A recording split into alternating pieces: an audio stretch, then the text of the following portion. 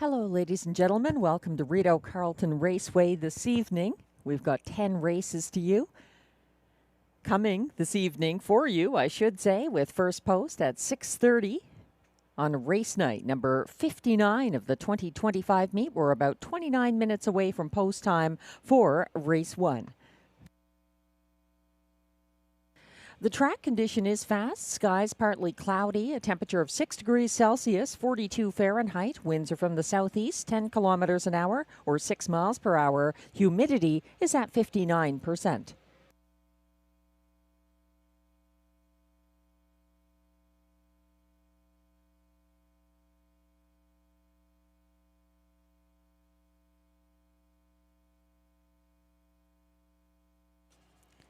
We do have a few changes, but none of them affecting races 1 through 4. In race 5, there's an equipment change on number 3, Springbridge Gym, going from blinkers to blind bridle.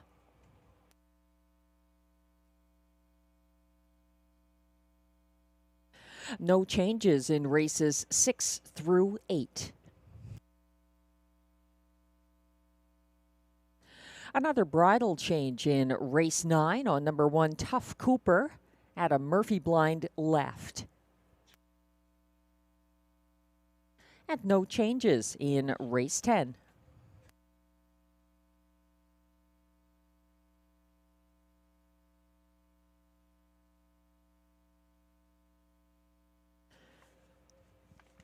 Taking a quick look at race 1. The number 1, Better Be Home Soon, from Mandy Archer and Guy Gagnon, getting most of the wagering attention right now, at least as far as the win pool goes. He's the 3-5 favorite at the moment. 2 wins from 20 starts this year. The 3-year-old Better's Delight gelding, a winner in his most recent effort here, October 19th, a going-away winner in a lifetime mark of 155 flat. So understandably getting the attention, although he is slightly up in class here. A great post position. And Guy Gagnon in the bike. Also getting a look from the bettors, number 6, Haka Timatanga, 3-1 right now for that 4-year-old. A winner of 1 race this season from the same post as tonight, although at a slightly different classification, September 17th. And another one taking some early money. Number 4, Speedy Dancer, the 2-year-old Century Pharaoh gelding, was a winner for trainer-driver John McMillan from an inside post on September 14th, taking on other 2-year-olds at a slightly lower classification. He was a good place finisher to Big Art Fallon for returning driver Robert Shepard here on October 19th. Race 1 has exactor, triactor, superfecta, and early daily double wagering. Glenn is going with the popular choice here, Better Be Home Soon. Haka Timatanga, number 6 in the place spot. Then he's got the 4, Speedy Dancer, to complete the triactor, and 5, Better's Zone for Vic Putty and Marie-Claude Auger, 4th in his ticket. He's not using my top choice, the currently 9-2 Rideau Parking for trainer-driver Darcy Clancy. That one coming in off a qualifier where he was second to Rideau Hanover. Very back class kind of horse, also making a return here this evening. You can catch Rideau Hanover as my spot play in race 2. I'm using Better Be Home Soon second, then Haka Timatanga and Speedy Dancer to complete the superfecta. Good luck with your selections.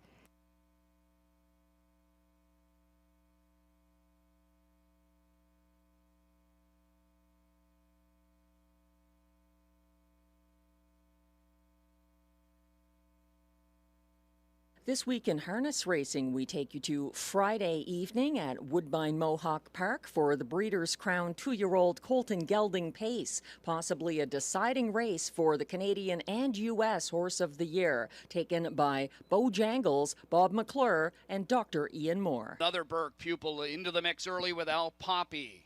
and then Brandon Boulevard, and there's Bojangles on the outside, third. To the inside is Show Me Your Ace, parked out in fifth. After initially leaving out of there is U-Brute. Looks like he's going to backpedal now. So picking up a position to the inside is Malillo. Frantic Hanover follows him, then Windor. Back to PA Luke and Fragment. Continuing to battle up front here as Dunn chases along Brandon Boulevard. And Brandon Boulevard, 27-second opening quarter, but he now clears to the lead. On the outside, he's set to deal with Bojangles. And Bojangles and Bob McClure, with the button pushed, are trying to go forward of Brandon Boulevard, who on the inside stretches him out a bit. Al Poppy in behind this pair third. It's 2 more lengths to Show Me Your Ace fourth. Then Malillo in fifth, followed by Frantic Hanover. Windor up the inside to save ground. U-Brute to the outside, then PA Luke and Fragment. They're halfway home in 54. Bojangles now leads it. A length and a half into this turn on Brandon Boulevard, and an uncovered Show Me Your Ace who continues to make gains. Right on his back, a perfect trip being mapped out here by Wren Jr. with Malillo. He's up to fourth. Inside locked up fifth, Al Poppy. Third over to Frantic Hanover, then Windor. U-Brute, back to PA Luke and Fragment. 1:21 and 4 3/4. And as they turn for the stretch, it's the undefeated Bojangles leading the way by 2. In behind him is Brandon Boulevard looking for a way out. Show Me Your Ace on the outside. Malillo trying to get a rally going in the center of the track with Al Poppy and Windor up the inside. McClure's calling on Bojangles. Bojangles still leading. Al Poppy closing at him. But Bojangles, the freshman juggernaut, wraps up his rookie campaign. A perfect 12 for 12 in 1:48 and 3. It's a new stakes, track, and Canadian record. Bojangles, does he ever get tired?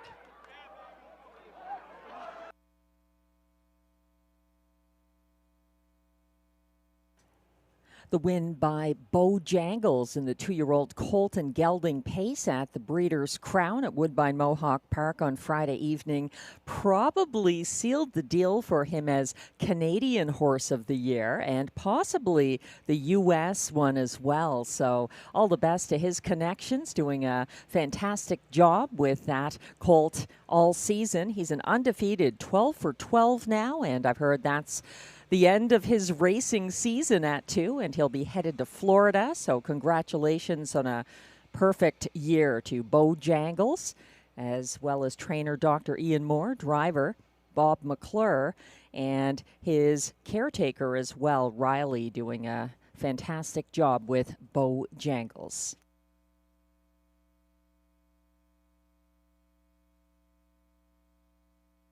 We're about 21 minutes away from post time for race 1. If you're just joining us, thank you.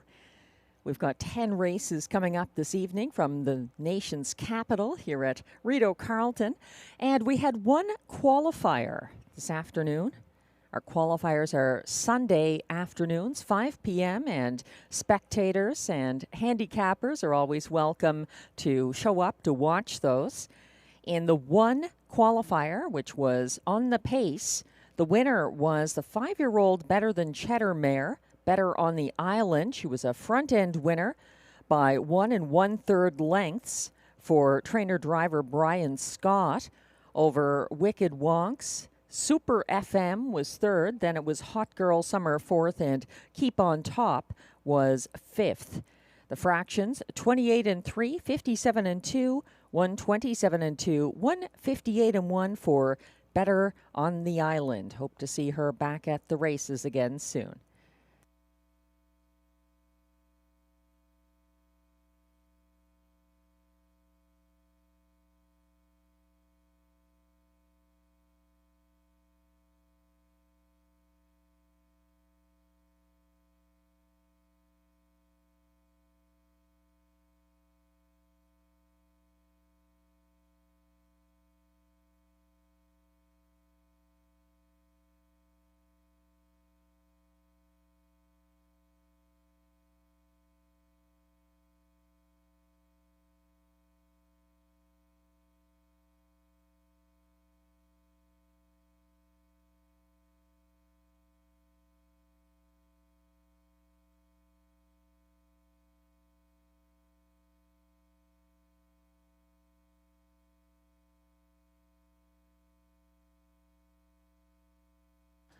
We're about 19 minutes away from post time for race 1 here at Rideau Carleton. 1-9 favorite now. Glenn Pearson's top selection in race 1. Number 1, Better Be Home Soon. This horse has a history that kept me from putting him on top of the ticket. He's winless in 6 starts from the rail at both Kawartha Downs and Rideau Carleton. Better Be Home Soon was third as Hakatimatanga cut the fractions last Sunday and came first over on the backstretch. Better Be Home Soon overtook Hakatimatanga in the stretch for a going-away win, closing in the field's fastest last quarter of 30 seconds flat in a new 1:55 flat lifetime mark. He's slightly up in class, but all the respect and win pool action is headed to number 1, Better Be Home Soon. My top selection in race 1 is 7-1 right now. Number 2, Rideau Parking, who was second to the long-gone Ariel Hanover in a 4-horse mixed-gate Rideau qualifier last Sunday. Rideau Parking won his first ever qualifier on July 5th, 2024 at Kawartha Downs, and at a lower classification than his November 3rd, 2024 win for Darcy Clancy, we see Rideau Parking back at Rideau Carleton. So the timing sometimes works to a horse's advantage. This was a winner here, again on November 3rd, 2024, Rideau Parking. This is his 2025 parimutuel comeback, 5-1 now. Number 2, Rideau Parking.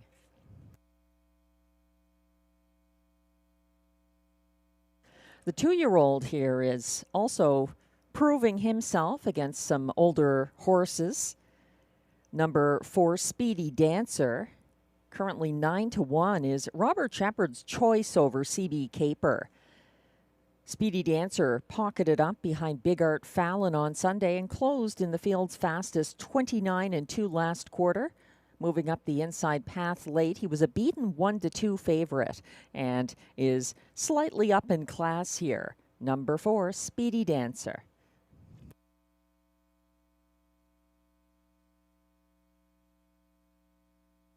Again, race 1 has exactor, triactor, superfecta, and early daily double wagering. No changes in races 1, 2, 3, or 4. We do have another change this evening, as announced on Wednesday. Mr. Lucky's restaurant is closed this evening due to construction. If you're at the track, the snack bar will be open as usual during the live races. Downstairs in the grandstand, there are also many delicious dining options in the casino, and then you can come right back to catch the races.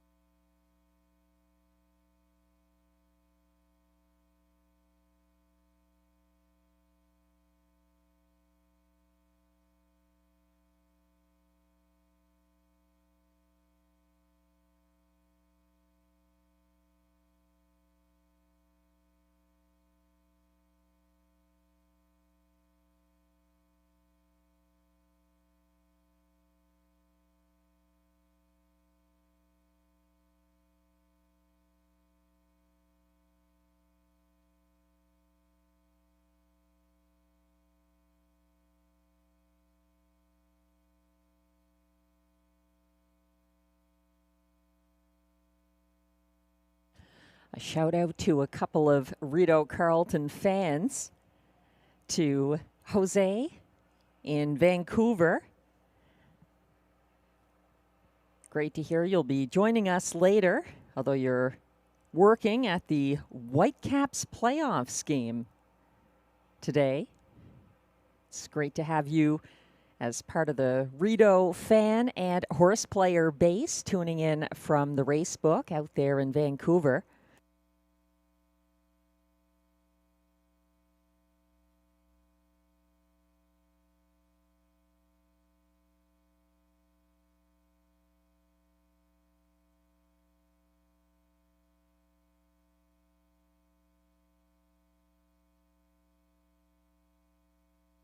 The other shout out goes to a Breeders' Crown winning driver who told me last night at Woodbine Mohawk Park that, yes, he does watch Rideau Carleton. I can't remember if he said he wagers on Rideau Carleton, but he said he has followed Rideau Carleton. So nice to hear that from Austin Hanners, the driver of Always Be Naughty, the winner of the Breeders' Crown final for the Open Pacing Mares.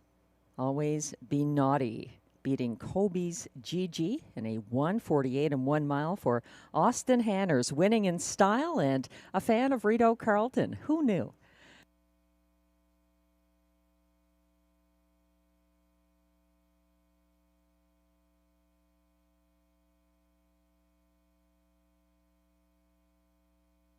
Speaking of the Breeders' Crown, we have a Breeders' Crown connected trainer coming up on this evening's Worth Remembering segment, looking back on moments in Rideau Carleton racing history. So stay tuned. That's all coming up before race 1.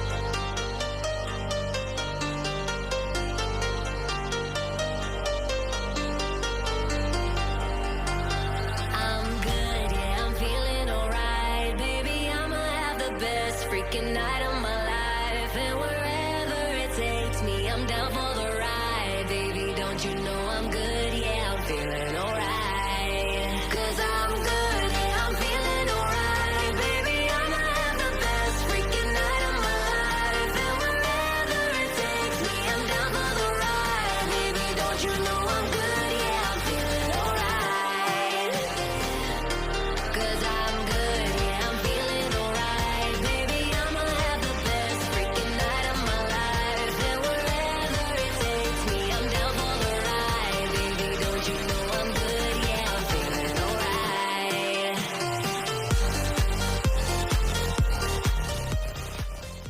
On this week's Worth Remembering, Kevin Ben was second in the Breeders' Crown at Woodbine Mohawk Park this Saturday night with Longshot Stormont Beautiful.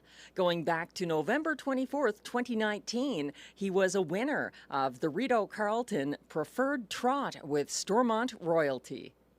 Trying to get to the top from the 8-hole, and he will as they swing into that first turn. Getting away second, LMC Mass Gem. Undercover strike, third on the outside. Getting away fourth, hold on tight to your dreams. Racing fifth, round the turn. Touchdown AS. Capture to Rev is sixth. In seventh, that's Stormont Royalty, followed by Pasadena Star. And the trailer slip into glide. Opening quarter in 27-2. Here they come. Past the grandstand for the first time. Precious CC on the lead by a little over a length. LMC Mass Gem second. Undercover strike third. Touchdown AS fourth. Hold on tight to your dreams fifth. Capture to Rev is sixth. Racing in seventh. Stormont Royalty, followed by Pasadena Star, and Slip and a Glide can see them all. Halfway home in 57-4. To the backstretch they go. No change, but here comes Undercover Strike, thundering up on the outside to take over the lead for Gagnon. Precious CC is out of gas, coming on now to be second. That's Touchdown AS. Precious CC is faded to third, and moving up fourth, LMC Mass Gem now third. In fifth, that's Capture to Rev. Three wide now, Pasadena Stars on the move. And three quarters, 127 flat, round the final turn. And they've got to catch Undercover Strike. Touchdown AS is second. Pasadena Star, three wide third. Down the stretch they come. Undercover Strike with a lead. LMC Mass Gem on the outside. In the drive for the wire. Undercover Strike. LMC Mass Gem. Stormont Royalty on the extreme outside. Too tight to call. Pasadena Star was there for fourth. 157 flat the time of the mile. Would it be two in a row for Stormont Royalty? We'll have to wait till they separate them in the photo.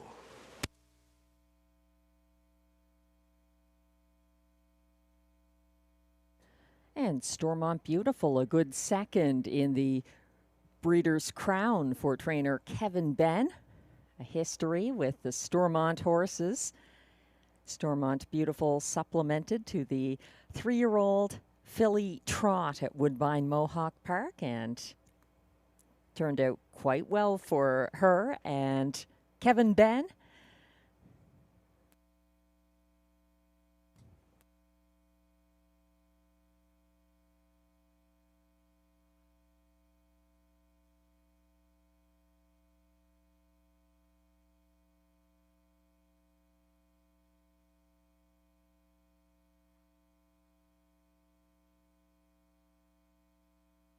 We're about a minute away from post time for upcoming race 1 here at Rideau Carleton. Thanks for tuning in. I should mention also Stormont Beautiful, driven by Bob McClure in that Breeders' Crown final last night at Mohawk. 36-1, and a good second to divisional leader Yo Tilly among the 3-year-old filly trotters this season. Stormont Meadows, of course, of Long Sault, Ontario, the owner breeder of Stormont Beautiful.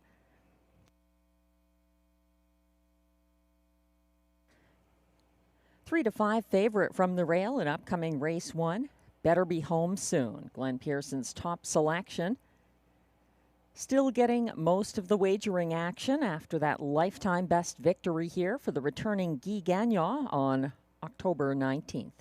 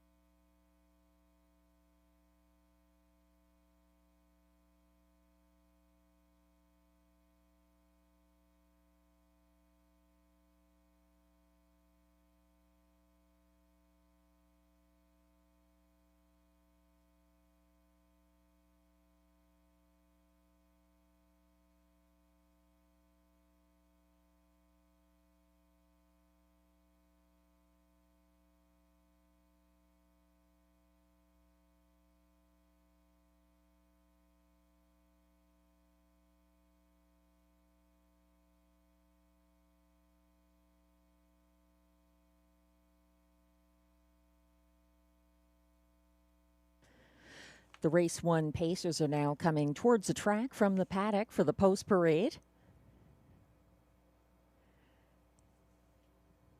If you're playing the early daily double that kicks off here in race 1, note there are no changes in races 1 or 2.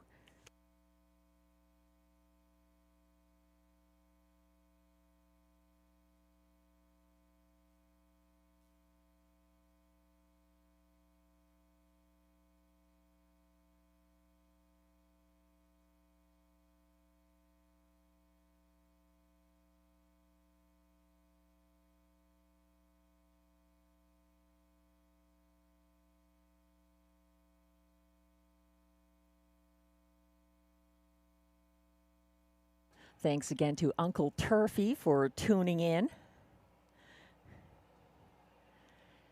I'll have an update on Tammy Forgey's Saturday night handicapping contest that was last night in our trackside simulcast lounge.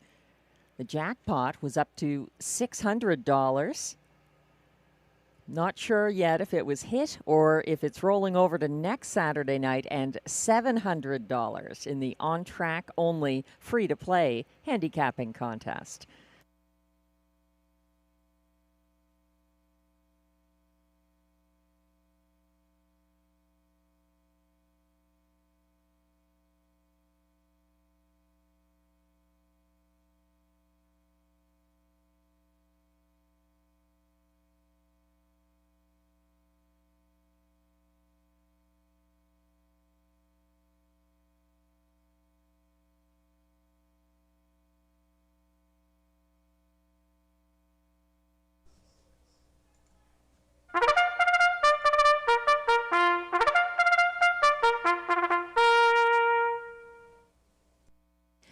And the Race 1 Pacers are on track for the post parade.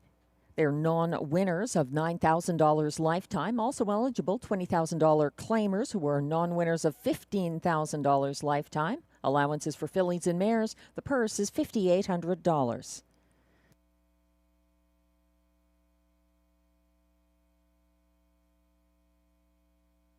Number 1 is the current 3-5 favorite, Better Be Home Soon, owned by David Brown of Cannington, Ontario, trained by Mandy Archer. Guy Gagnon drives. 2 is Rideau Parking, owned by Kelly Scott of Trenton, Ontario, trained and driven by Darcy Clancy. 3 is CB Caper, owned by Lloyd Howley of Cars Ontario, trained and driven by Mike Armstrong.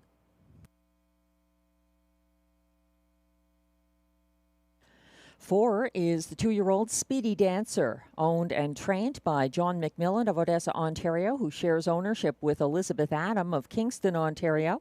Robert Shepard drives.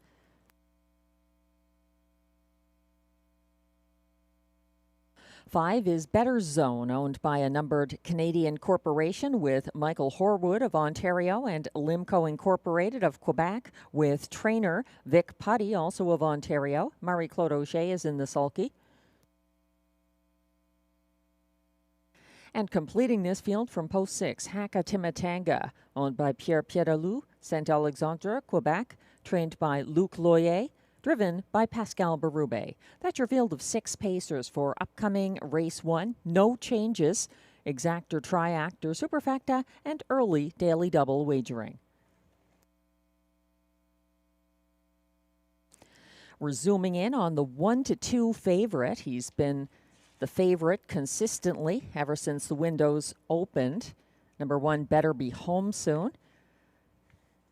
My only concern is that he's never won from the rail. He's had 6 career starts, starting from the Kawartha Downs and Rideau Carleton Rail, half and half, and he hasn't won from the post. I don't know if it's about the post position.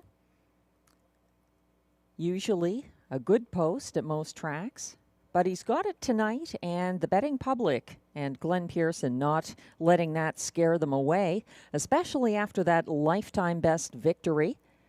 155 flat last Sunday. He's slightly up in class as well, but that was a going away win for Better Be Home Soon. Back in line to Guy Gagnon.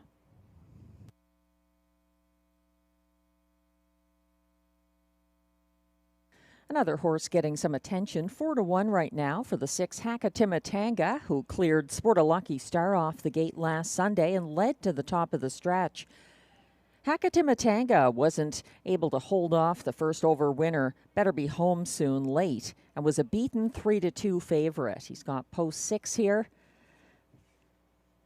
and he's got some respect. He's actually second choice along with Rideau Parking, both of them at 4-1. And he features in my Triactor and Glenn's Exactor. Number 6, Hakatimatanga, the 4-year-old gelded son of McWicked. 1 win this season. My top choice, Rideau Parking. 4-1 right now. Coming in to make his seasonal parimutuel debut. This is his first start of the year. Darcy Clancy, trainee. Rideau Parking from post 2, 4-1. Starter has called the field for race 1.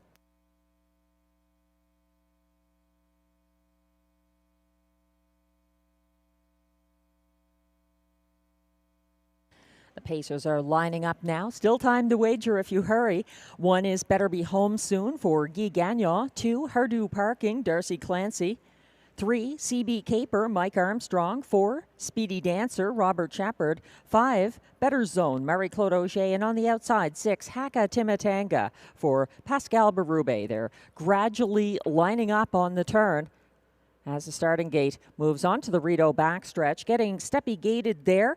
Better's Zone now gapping behind the rest. Better Zone not alongside the others as they approach the start for race 1.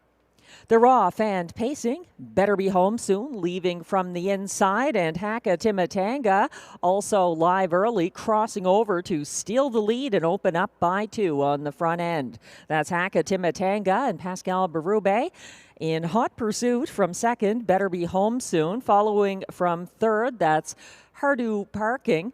And behind him, CB Caper. At the back of the main group, Speedy Dancer, and gapping last after the early miscue, Better Zone. 28-2 to the opening quarter. And leading the way down the stretch, that's Hakatimatanga out there by a length and a half over Better Be Home Soon. Rideau Parking sits third ahead of CB Caper fourth. In fifth, it's still Speedy Dancer and well back Better Zone, not tonight. They're swinging around the turn towards the half, led by Hakatimatanga. Reaching that point in 58-4, 30-2, second panel. Stepping out first over and gaining ground along the backstretch now. Rideau Parking up into second. Hakatimatanga still leading the way. Rideau Parking up alongside and pressing the pace, approaching 3/4. Better Be Home Soon, third along the pylon. Second over now, moving into fourth. That's the 2-year-old Speedy Dancer, caught in at the back of the main group. CB Caper well back. Better Zone out of contention. 127 and 2 at 3/4 as they turn for home. Haka-Timatanga has seen his lead evaporate. Soaring late, Rideau Parking and Darcy Clancy on the lead. Also, Better Be Home Soon alongside on the inside. It's between these two. It's a match race. Rideau Parking by a neck over Better Be Home Soon. Haka-Timatanga, CB Caper, Speedy Dancer. 156 and 1.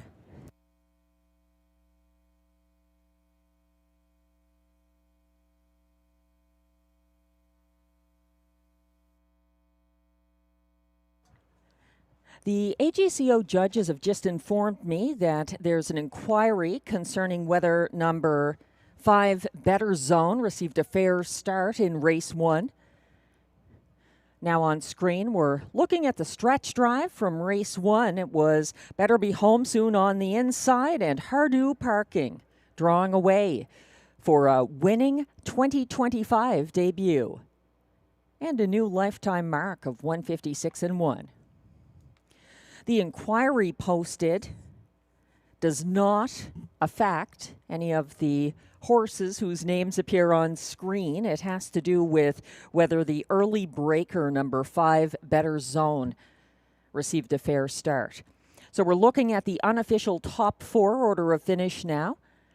Number 2, Rideau Parking, 5-1 winner for Darcy Clancy over the 1, Better Be Home Soon, second as beaten 1-9 favorite. 6, Haka-Timatanga held on for show after cutting the fractions. And then 3, CB Caper completes the superfecta at 40-1. 2-1-6-3 in race 1 unofficially. Please hold all tickets.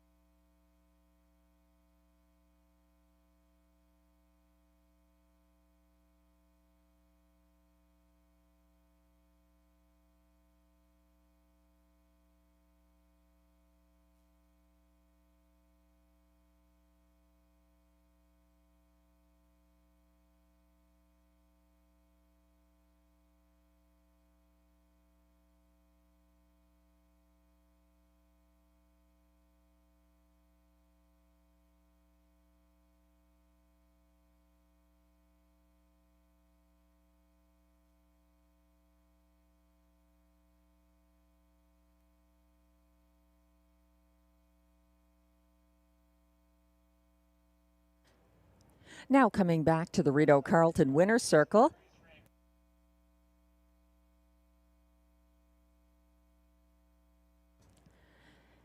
Now looking at race winner. Number 2, Rideau Parking, a 4-year-old Bay Stallion by betting line out of Ideal Life, owned by Kelly Scott of Trenton, Ontario, bred by Best Bet Stables LLC of Boca Raton, Florida. Trained and driven by Darcy Clancy, a winning 2025 debut and a new lifetime mark of 156 and 1 for Rideau Parking. Congratulations. The AGCO judges have also just informed me that number 5 Better Zone did break before the start and wasn't alongside the others at the start. However, he was inside the fair start pole, so there is no action to be taken.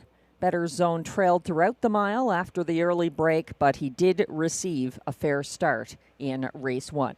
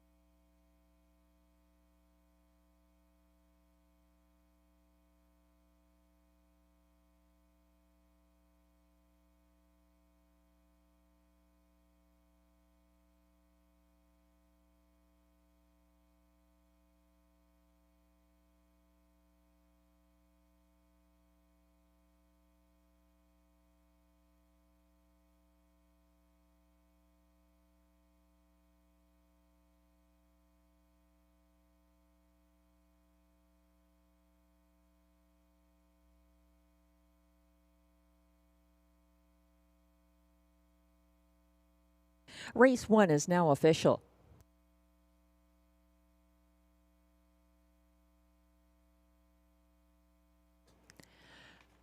And prices are posted for race 1. Number 2, Rideau Parking returns $13.50 to win. The $2 2-1 exactor pays $20.90.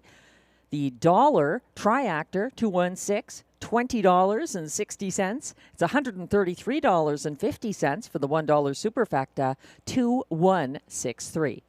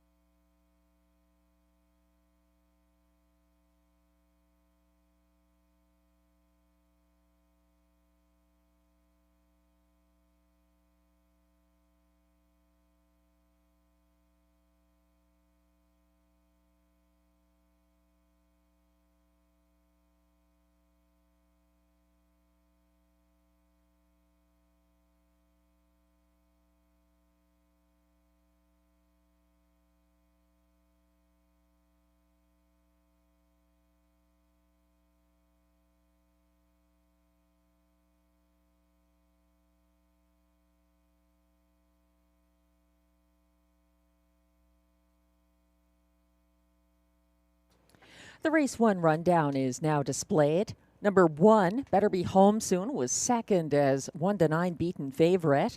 2, Rideau Parking, a winner in his first 2025 start, taking a new lifetime mark for trainer-driver Darcy Clancy. 3, CB Caper was fourth. 4, Speedy Dancer, fifth. 5, Better Zone did not finish after the early break and trailing throughout the mile. And 6, Hakatimatanga held on for show after setting the pace. From the top down, your program should read 2, 1, 4, 5, DNF 3.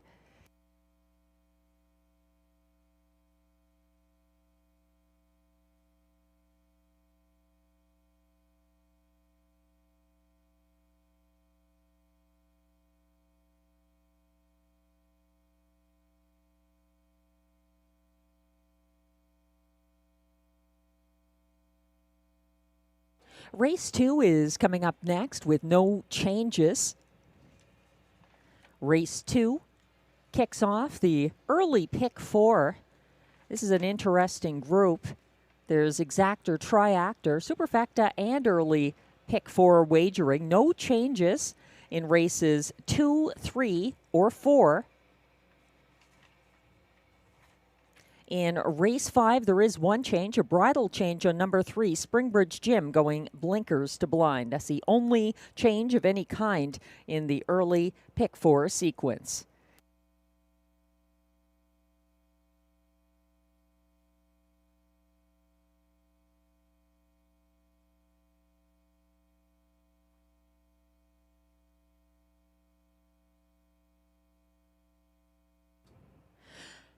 As you can tell, looking at my race 2 opening leg of this early pick 4, this is a very deep group. Some class droppers from the preferred handicap. A horse making a comeback after taking a lifetime mark of 149 and 4. and earning over $200,000 is in this field.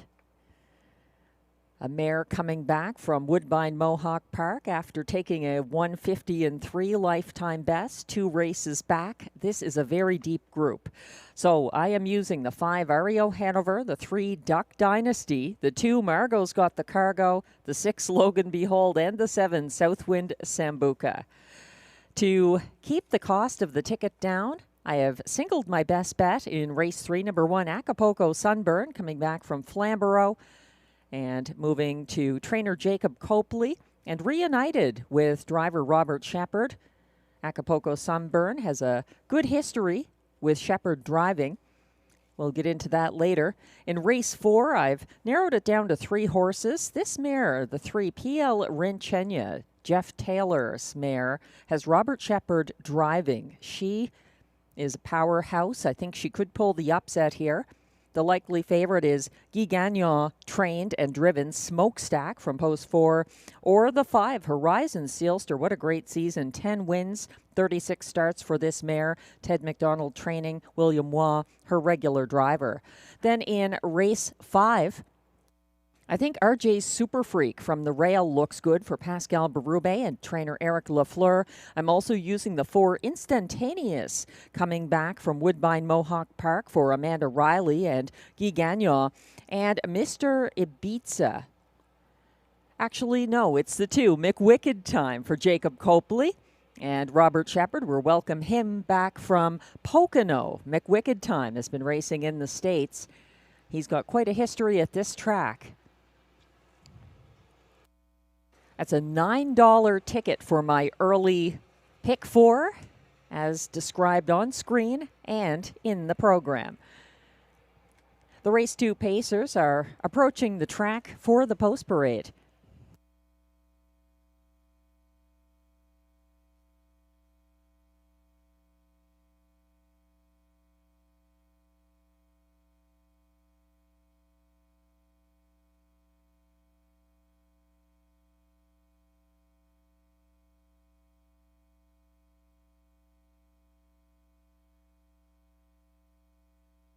We've also got some fractions for you from race 1. 28-2, 58-4, 127-2, 156-1 for Rideau Parking in race 1.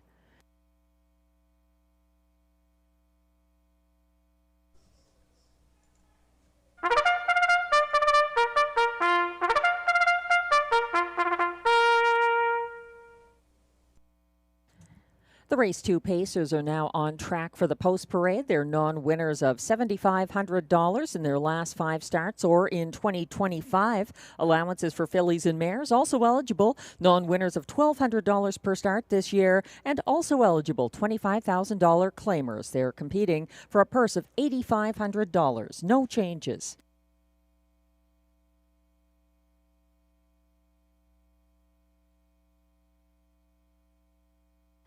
Number 1 is Perpetual Rock, owned by Gina Bragagnolo with trainer Yves Tessier, both of Quebec, and Lynn Bragagnolo of Ontario. Pascal Berube drives.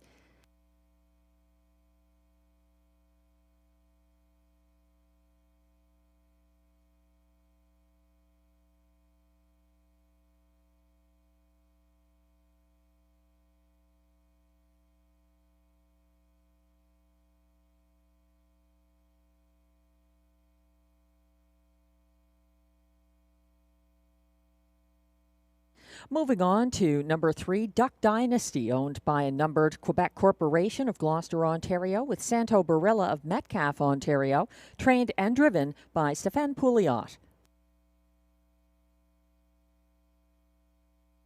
4 is Dr. Joe, owned by Limco Incorporated of Châteauguay, Quebec, trained by Vic Putty. William Waugh drives.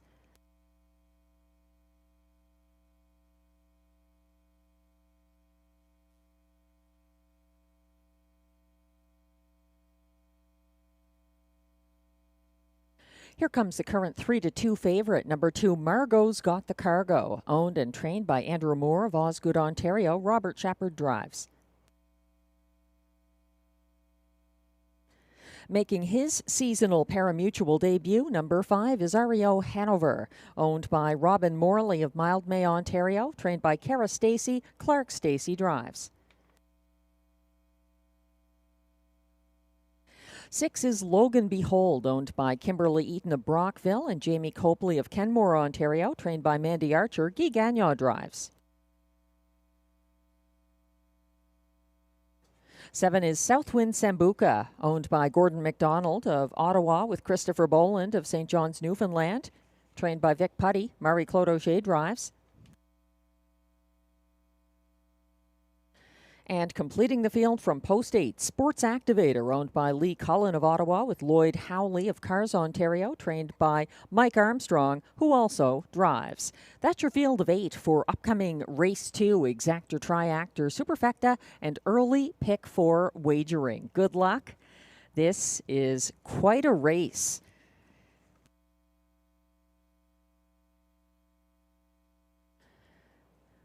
I seldom use more than 3 horses in any multi-leg individual leg. Here, it's very tough to choose among this group.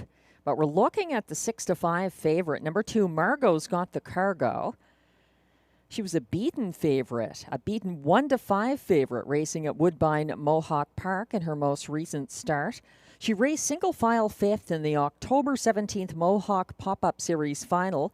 She was first over past the half and got rough gated at the top of the stretch.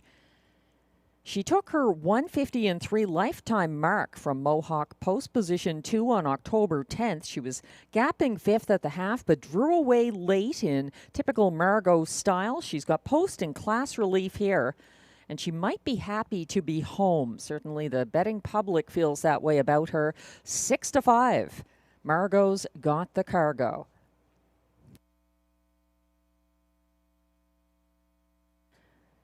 This is such a deep group. I have actually used other horses with her in the first leg of the early pick 4. Glenn has Margot at the top of his ticket. I'm using her third. Glenn is going with number 7, Southwind Sambuca in the place spot. Then the 3, Duck Dynasty.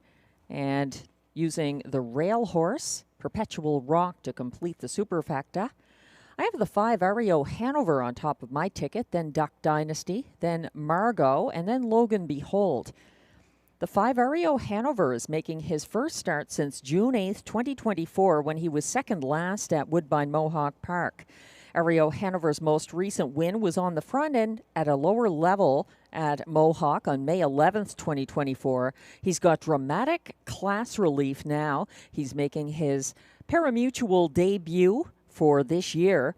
He wired in October 12th and 19th Rideau qualifiers for Clark Stacey. And this is actually his Rideau Carleton parimutuel debut. So Rideau Hanover 6-1. He's my spot play. The 3, Duck Dynasty, needs to be part of your top 3 in race 2.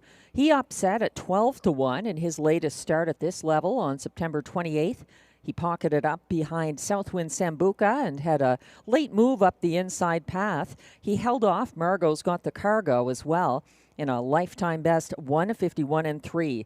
This is his first start below the Rideau preferred level since September 28th. Duck Dynasty, 7-1 from post 3.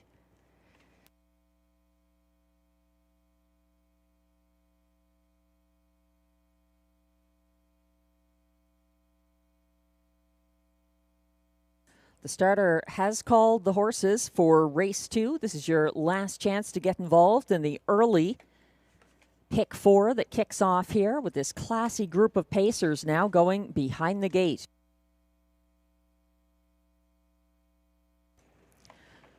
One is Perpetual Rock, Pascal Berube. 2, Margot's Got the Cargo for Robert Shepard, the 2-5 favorite right now. 3 is Duck Dynasty, Stéphane Pouliot. 4, Dr. Joe, William Waugh.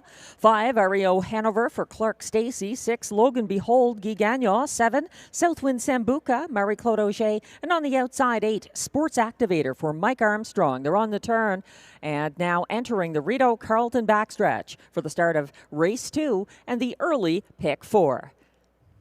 Gapping slightly, Margot's got the cargo. They're off and pacing. Duck Dynasty leaving aggressively and coming after him. Logan Behold also crossing over.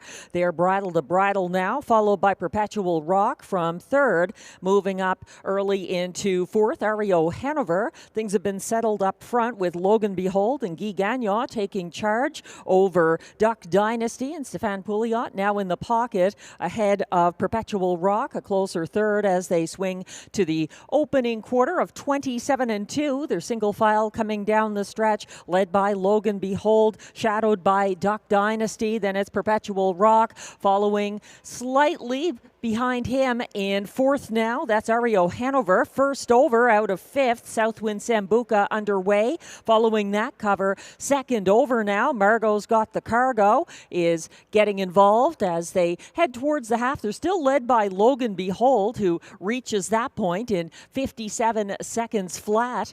And he's keeping ahead of the pocket, sitting Duck Dynasty with ease by a length. Advancing first over now into third. Southwind Sambuca inside in fourth, Perpetual Rock. Second over, fifth, Margot's got the cargo. Sixth along the pylons is Ario Hanover on a break, and at the back of the field now, Dr. Joe, and trailing the main group except the breaker, Sports Activator. 124 and 4 3/4. Logan Behold defending his lead, but he's facing late pressure now from the first over. Southwind Sambuca in second. Here comes a three wide. Margot's got the cargo as well, making her bid. Logan Behold moving well on the front end. Duck Dynasty charging up the inside path late. Duck Dynasty chasing Logan Behold to the wire, but it's going to be Logan Behold over Duck Dynasty. Margot's got the cargo, and Perpetual Rock 153-2.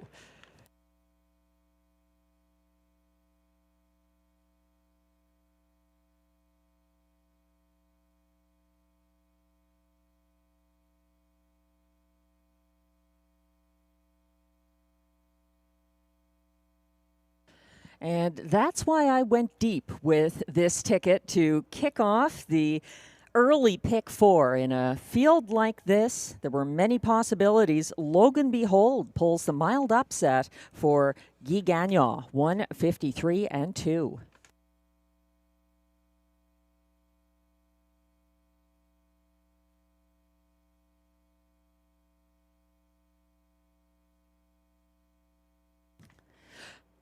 Unofficial results are now posted for race 2. I misspoke when I called it a mild upset. It's a large upset. 14-1 for the 6 Logan Behold. Guy Gagnon's first driving win of the night.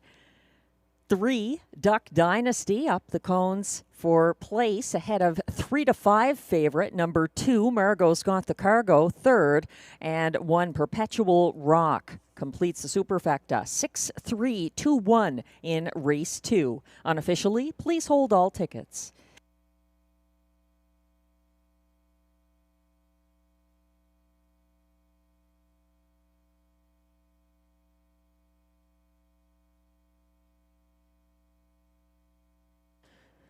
Logan Behold was fourth as a beaten 6-5 favorite at this level last Sunday. His last 2 wins were from the same post at a slightly lower classification. September 14th and 21st, he got parked leaving last Sunday and got boxed in most of the mile. If you played him back here, 14-1, Logan Behold.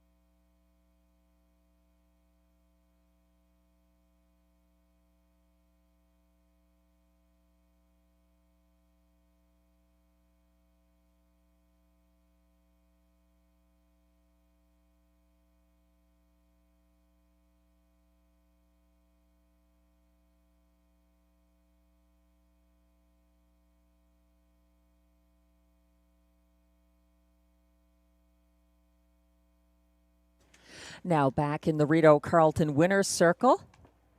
Unofficial race 2 winner, number 6, Logan Behold, a 4-year-old bay gelding by All Bets Off out of St. Lad's Peeper, owned by Kimberly Eaton of Brockville and Jamie Copley of Kenmore, Ontario. Bred by Kimberly Eaton, trained by Mandy Archer, driven to victory by Guy Gagnon. That's win number 7 of the season for Logan Behold, 153 and 2. He's now the official 14-1 winner of race 2.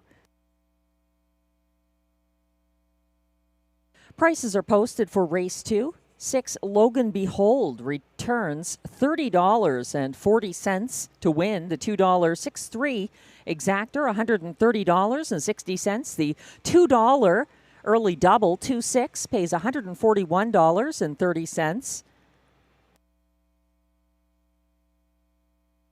$1 triactor, $210.60, and the superfecta dollar ticket, $751.50 for the 6-3-2-1 combination.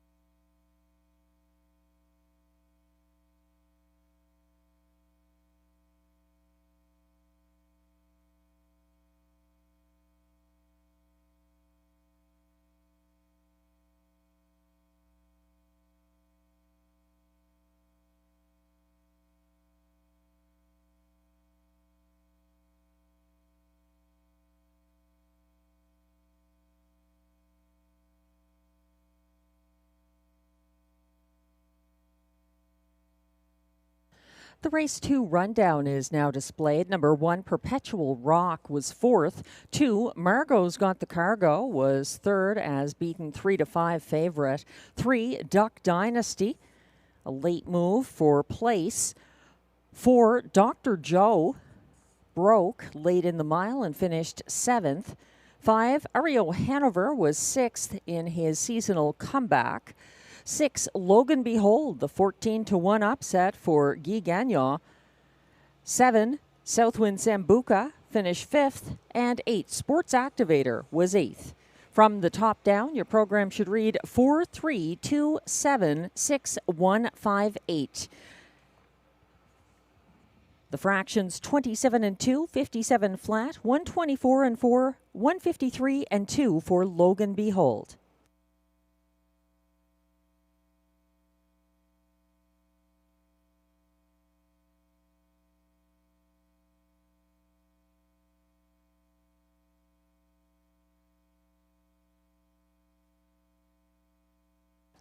Moving on to race 3, I think a lot of people not moving on in the pick 4 after that. The good news is race 3 offers pick 3 wagering as well as exactor, triactor, and superfecta betting. No changes in race 3. We're looking at track handicapper selections now. Glenn going with the 7-5 current favorite, number 6, Vino Louis, for trainer-driver Guy Gagnon, a 5-time winner this season. And I like Glenn's second choice on top of my ticket. Number 1, Acapulco Sunburn for Jacob Copley and driver Robert Shepard, who has history with this 6-year-old gelded son of Big Jim. Glenn likes 2, Thrilling Times in the show spot. I'm using him 4th in the ticket. My third horse here is the 5, Love My Rockin' Bird for Marie-Claude Auger and Vic Putty. Then I have Thrilling Times for William Waugh and Karen Kroger. Glenn is using the 4, Anna's Wish, to complete the superfecta. Clark Stacey picking up the catch drive on the Robert Bernicki trainee, who was a narrow winner over Major Hill on Wednesday and makes the quick turnaround here.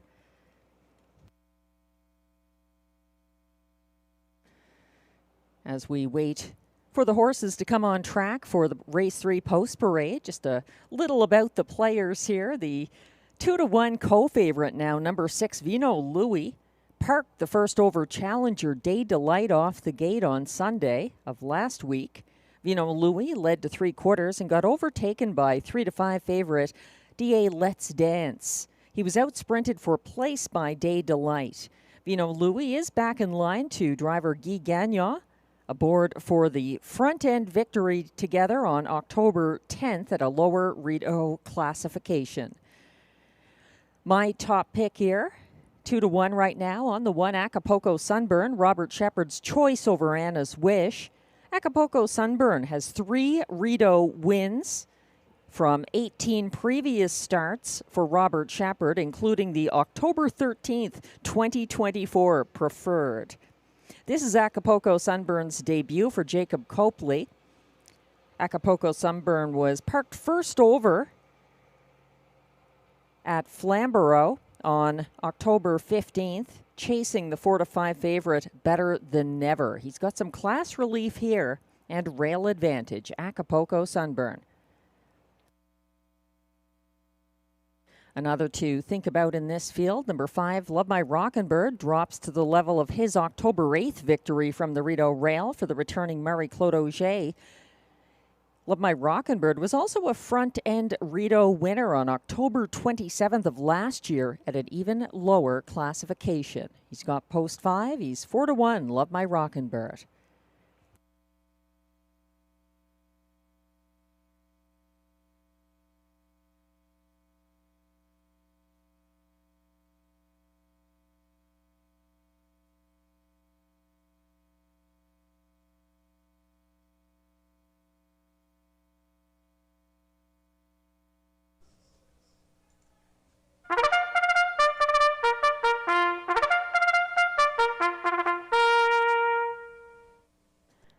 And the Race 3 Pacers are now on track for post parade. They're non-winners of $900 per start in their last 10 or in 2025.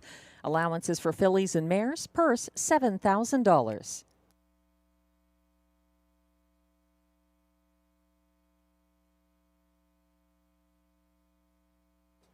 Number 1 is Acapulco Sunburn, owned by Jamie and Jacob Copley of Kenmore, Ontario, with James Copley of Inverness, Nova Scotia, trained by Jacob Copley, driven by Robert Shepard. He's the current 6-5 favorite. 2 is Thrilling Times, owned by Gilles Plourde, with trainer Karen Kroger, both of Chelsea, Quebec. William Waugh drives. 3 is Surratt Hanover, owned by trainer Denis Maisonneuve of Gatineau, Quebec. Pascal Berube drives. 4 is Anna's Wish, owned by Sylvain Côté, Joliette, Quebec, trained by Robert Bernicki. Clark Stacey drives. 5 is Love My Rockin' Bird, owned by Limco Incorporated of Châteauguay, Quebec, trained by Vic Putty. Marie-Claude Auger is in the sulky. And completing this field from post 6, Vino Louis, owned by Gestion Louis Latulippe Incorporé of Saint-Ferréol-les-Neiges, Quebec, trained and driven by Guy Gagnon. Those are your 6 pacers in upcoming Race 3. No changes, exactor, triactor, superfecta, and pick 3 wagering. We're getting a close look at Vino Louis, a back class pacer who's earned over $108,000 in his career. His most recent win was at Rideau Carleton in his debut for trainer-driver Guy Gagnon, October 12th. Front-end victory from an inside post. He's got the outside post here, and he's above that classification of the win. So I'm a little hesitant to put this horse on top. That's why I'm leaning towards Acapulco's Sunburn. Robert Shepard's choice over Anna's Wish. And some history together. As mentioned, they have 3 wins at this track in the past. Acapulco Sunburn, when driven by Robert Shepard. And Acapulco Sunburn won the October 13th, 2024 preferred class here for tonight's driver, Robert Shepard. 2-1 from the rail. He's my best bet.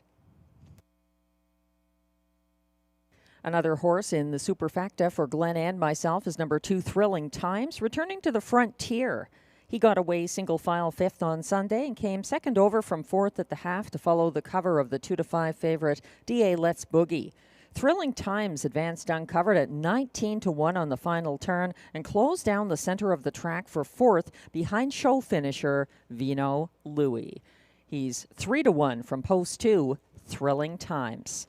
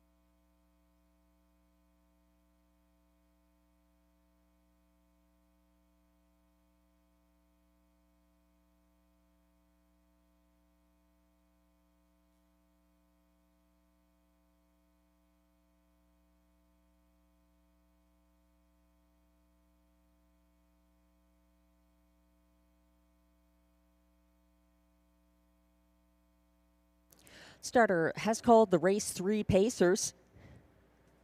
Windows remain open as they line up for the start.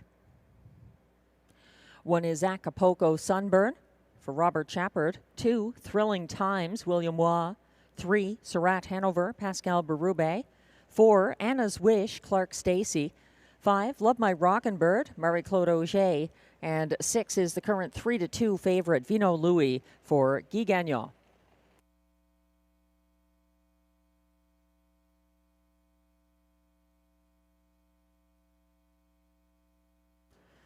The field is on the turn. Acapulco Sunburn gapping slightly. Thrilling Times also with some ground to make up as the starting gate moves on to the backstretch. The rest are all in line, and the inside 2 finding their way. They're all in line. And they're off and pacing. Thrilling Times to a brief early lead. And here comes Love My Rockin' Bird, 3 high early to face Acapulco Sunburn in an early battle for command.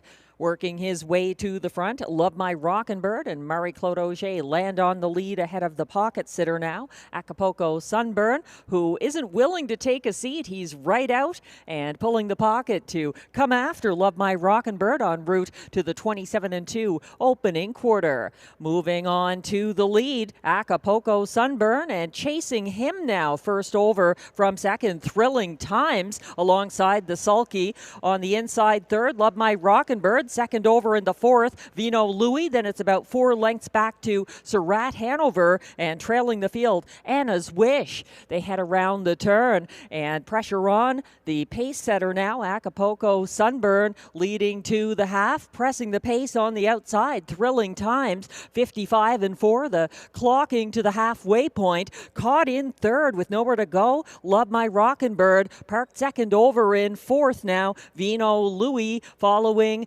on the inside fifth. That's Surratt Hanover. And starting up third over from last now, Anna's Wish, as they approach 3/4. Up front, this battle still hasn't been settled. Thrilling Times just not going away. Acapulco Sunburn fighting on the inside, looking to go 3 wide. Love My Rockin' Bird is locked inside of Vino Louis. They went by 3/4 in 1:24 flat. Swinging for home, Thrilling Times has made front up the inside late. That is Love My Rockin' Bird, resurgent, and charging on the outside. Vino Louis in a battle to the wire. Thrilling Times comes out on top. Vino Louis was second ahead of Love My Rockin' Bird. Anna's Wish up to complete the superfecta, 154 flat.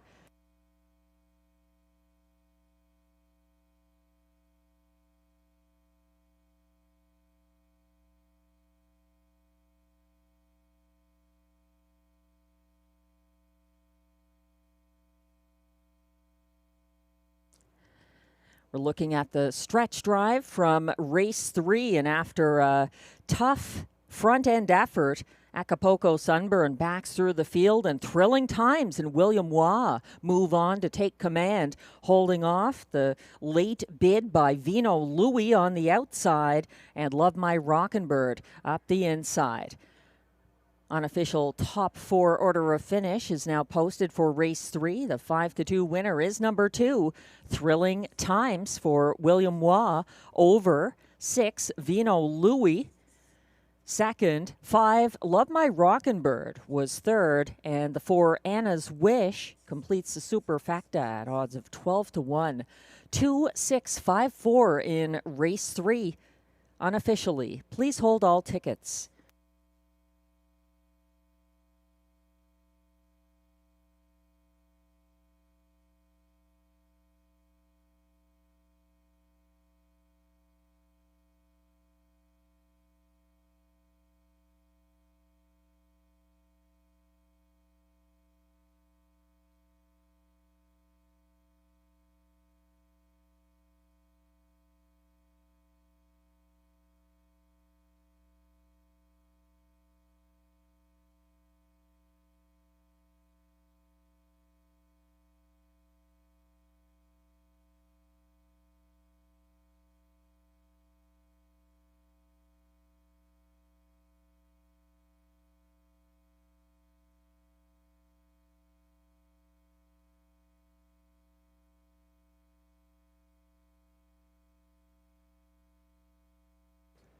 Now coming back to the Rideau Carleton winner's circle. Unofficial race 3 winner, number 2, Thrilling Times. A 9-year-old bay gelding by Mach 3 out of Thrillionaire, owned by Gilles Plourde with trainer Karen Kroger, both of Chelsea, Quebec. Also the breeders of Thrilling Times, who was driven to victory by William Waugh. That's win number 4 of the season for Thrilling Times, 154 flat. An impressive first over victory for Thrilling Times. Now the official winner of race 3.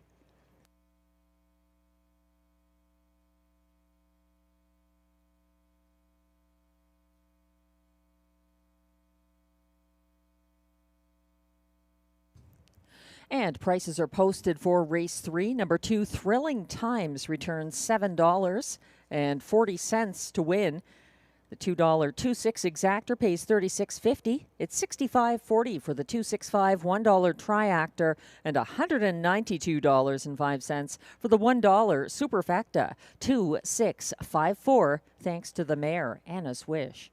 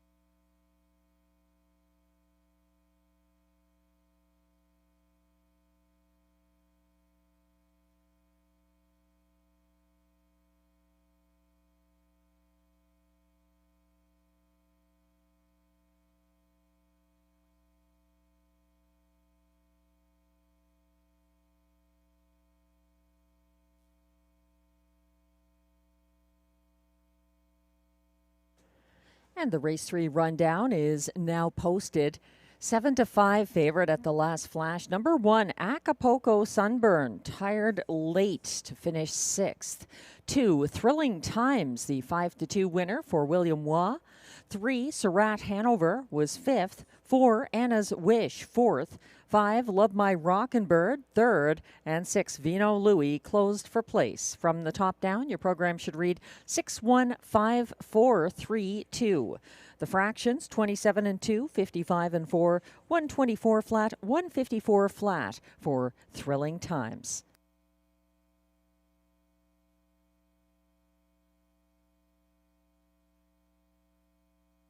Moving on to race 4 now with exactor, triactor, superfecta, and middle pick 4 wagering.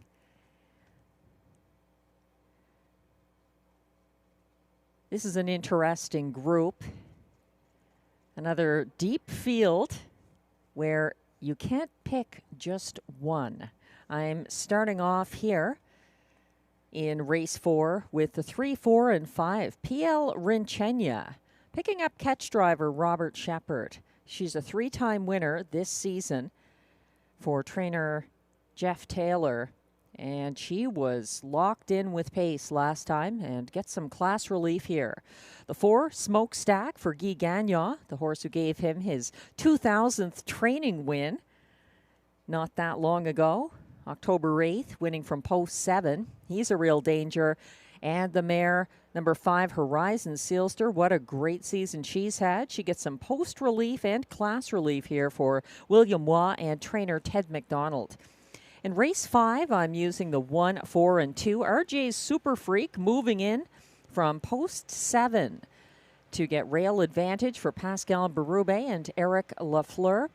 Also using the 4, Instantaneous, dropping in from Woodbine Mohawk Park for Amanda Riley and Guy Gagnon. And the 2, Mick Wicked Time, back from Pocono for Jacob Copley and Robert Shepard.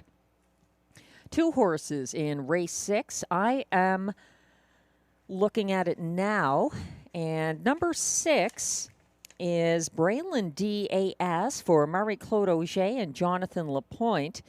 That one broke in the most recent start, but I think he can come back. He's had seconditis for a while. This is his 8th start of the season and seems to be on the brink of a maiden win. Doesn't have to deal with some of the horses who beat him recently. Also the 9, Stonebridge Razor, this 2-year-old Sunshine Beach colt for trainer driver Jeff Egan has been excellent. So he might be able to get the maiden win tonight. And in race 7, that's our preferred handicap pace feature. I'm using 7, the Light Speed, 5, PL Aussie, and also the 8, HP Liz Shadow, who was a winner of the preferred on October 19th, but that was from a much better post position. He's got a signed post 8 tonight for Jacob Copley and Robert Shepard. That's a $10.80 ticket, a 20-cent middle pick 4. Good luck with your selections.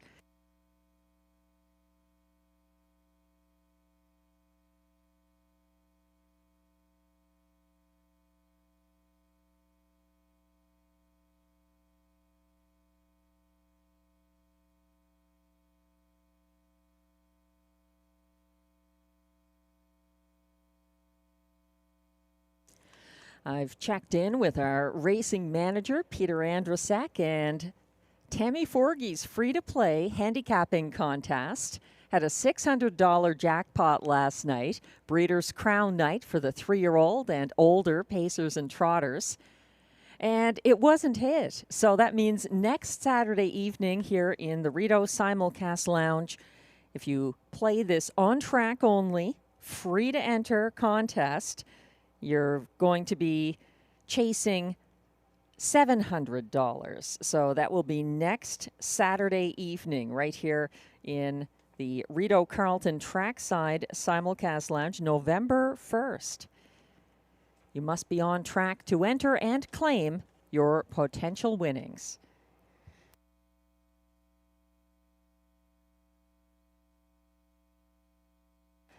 Thanks to Craig for the positive comments about picking Hardew Parking to win earlier. Yes, a nice 5-1 winner.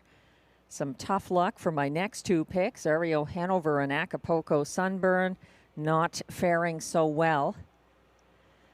We'll see how race 4 shakes out. Another deep field here. And my top choice is the 3 PL Rinchenia, currently 8-1. They're coming on track now for the race 4 post parade.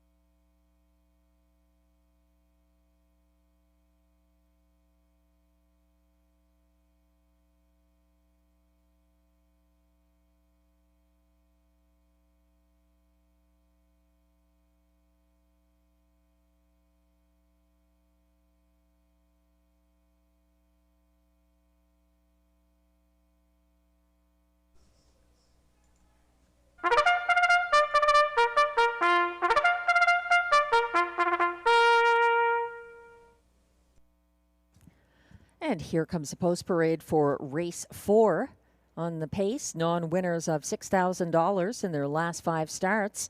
Also eligible, $18,000 claimers, and also eligible, non-winners of $40,000 lifetime. Allowances for fillies and mares. The purse is $8,200.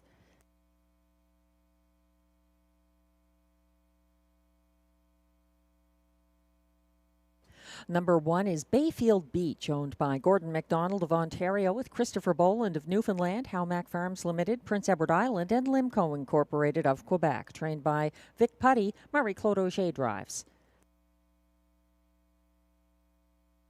2 is Betts Beach, owned by Gina Bragagnolo with trainer Yves Tessier, both of Trois-Rivières, Quebec, and Jean Allaire of Montreal. Pascal Berube drives. 3 is PL Rinchenia, owned and trained by Jeff Taylor of Gloucester, Ontario. Robert Shepard drives. 4 is the current 8-5 favorite Smokestack, owned by Michel Letarte of Boucherville, Quebec, and Brett Lester of Fergus, Ontario, trained and driven by Guy Gagnon. 5 is Horizon Sealster, owned by Julia Ferguson, Lloyd Stone, Coral Bailey, and Sean Vino, all of Ontario, trained by Ted McDonald. William Waugh drives. And rounding out this field of 6 is Arizona Jackson from Post 6 for owner-driver Clark Stacy of Lansdowne and trainer-owner Kara Stacy, also of Lansdowne, Ontario. That's your field of 6. Race 4 offers exactor, triactor, superfecta, and middle pick 4 wagering. No changes. And there's been a few changes of favorite here already. We're looking at the current 9-5 public choice, Horizon Sealster, a 10-time winner this season. She's had an excellent year, and she's taken on the boys with success before. Horizon Sealster came 4th over from last in front of the grandstand last Sunday. She was 4 wide around the final turn and followed winner JJ Xavier wide down the stretch for show. She closed in an identical field's fastest last quarter of 28-3. My only hesitation is that 8 of her 2025 wins were from post positions 1 through 4 at Rideau Carleton. Half of them were from the rail. So she really does her best work from the inside posts. I'm very hesitant to single her or play her to win here. Number 5, Horizon Sealster. Glenn is going with number 4, Smokestack, 2-1 co-favorite on top of his ticket. Smokestack paced his fastest individual mile of the year on a Sunday class hike, a 1:51.4 individual performance. Smokestack was gapping fourth to the quarter. Flushed out past the half by Betts Beach. He battled Southwind Sambuca along the backstretch and final turn and was a beaten even money co-favorite who held on for place. I like his chances a little better here. He's, as mentioned, 2-1 co-favorite at the moment. Glenn is going to the 2, Betts Beach, in the show spot. He's got Bayfield Beach, the 1 in the place spot, and completing his superfecta, Horizon Sealster, number 5.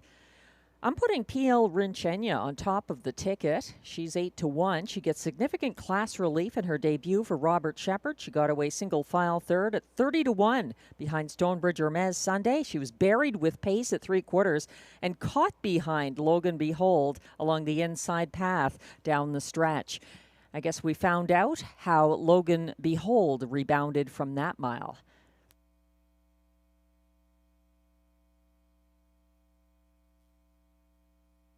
The starter has called the field for race 4.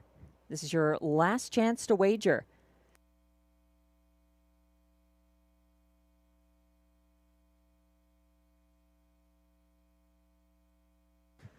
Race 4 kicking off the middle pick 4 sequence tonight at Rideau Carleton.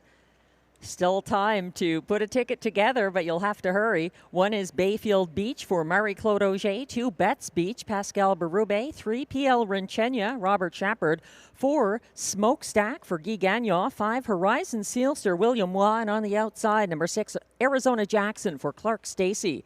They're on the turn, headed on to the backstretch. The 1, Bayfield Beach, is still gapping. He's trying to catch the field now for Marie-Claude Auger as the starting gate moves towards the start. And now they're all in line. And they're off and pacing. Bayfield Beach is leaving from the inside and in hot, immediate pursuit. That's Smokestack, also challenging early. And following from third along the inside, Betts Beach, gapping slightly, about 3 lengths back in fourth now. That's PL Rinchenia, gapping behind her. Following from fifth now, that's Horizon Sealster, and Arizona Jackson trails. Up front, things a little bit unsettled. Smokestack moving around Bayfield Beach to take command past the 27-2 opening quarter, and now he's on the lead coming down the stretch. Bayfield Beach shadows from the pocket. It's 3 lengths back to Betts Beach in third, followed by PL Rinchenia fourth. In fifth, Horizon Sealster, and Arizona Jackson still at the back of the bus as they move around the second turn. On the engine, Smokestack getting to the half in 56-2, a 29-second even second quarter. He's followed by the pocket-sitting Bayfield Beach, and a little closer from third now. That's Betts Beach. First over out of fourth. PL Rinchenia getting underway for Robert Shepard, latching onto that cover. Second over now, moving from fifth. Horizon Sealster, and trailing the field, looking like he's making a third over bid, though. Arizona Jackson. They went past 3/4 in 1:24.2. Smokestack still a confident leader, gapping in the pocket now. Bayfield Beach continuing on first over into second on the outside. PL Rinchenia hasn't given up the chase, but she's still got a lot of stretch here to catch Smokestack. She's eating into that lead to the wire. It's going to be PL Rinchenia over Smokestack, Horizon Sealster, and Betts Beach, 153-3.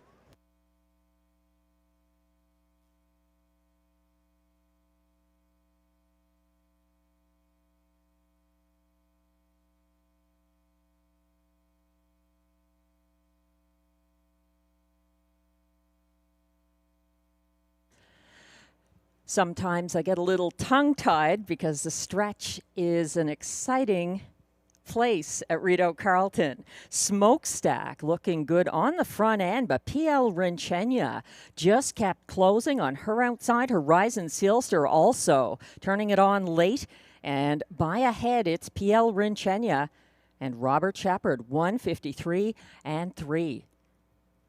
It's a new lifetime mark for the unofficial 11-1 winner.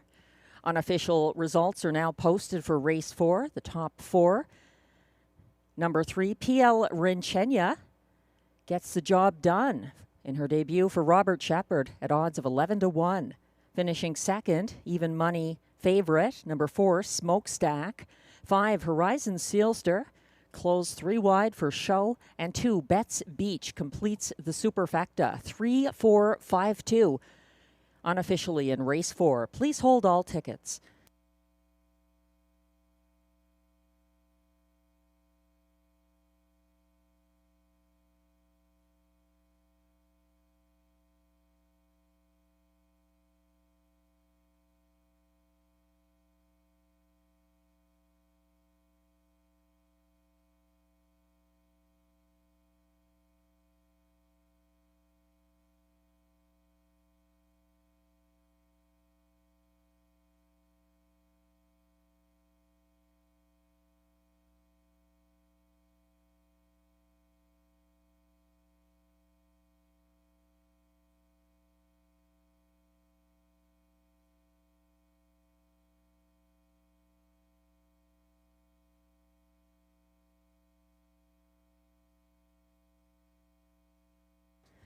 Now coming back to the Rideau Carleton Winner's Circle.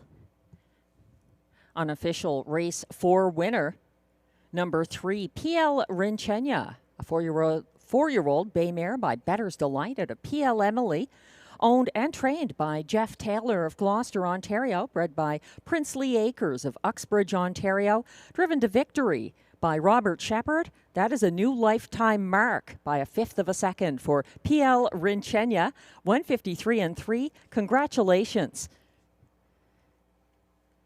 Race 4 is now official.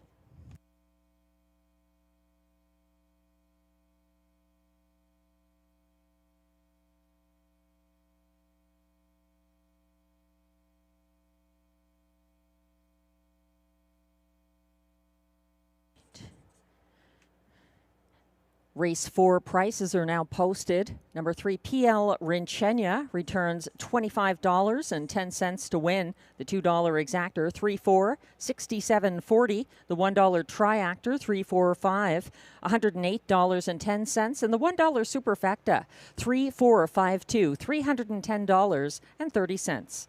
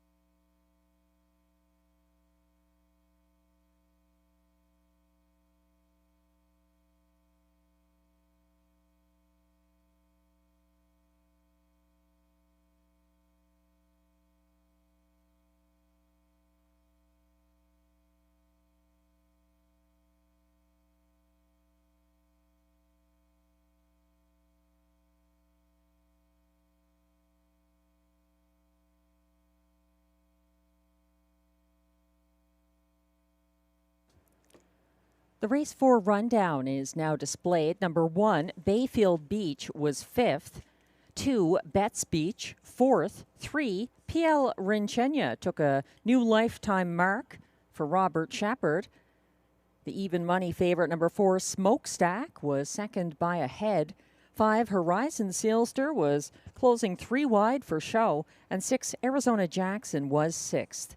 From the top down, your program should read 5-4-1, 2-3-6. The fractions 27 and 2, 56 and 2, 124 and 2, 153 and 3 for the mile. A new mark for PL Rinchenia in her debut for Robert Shepard.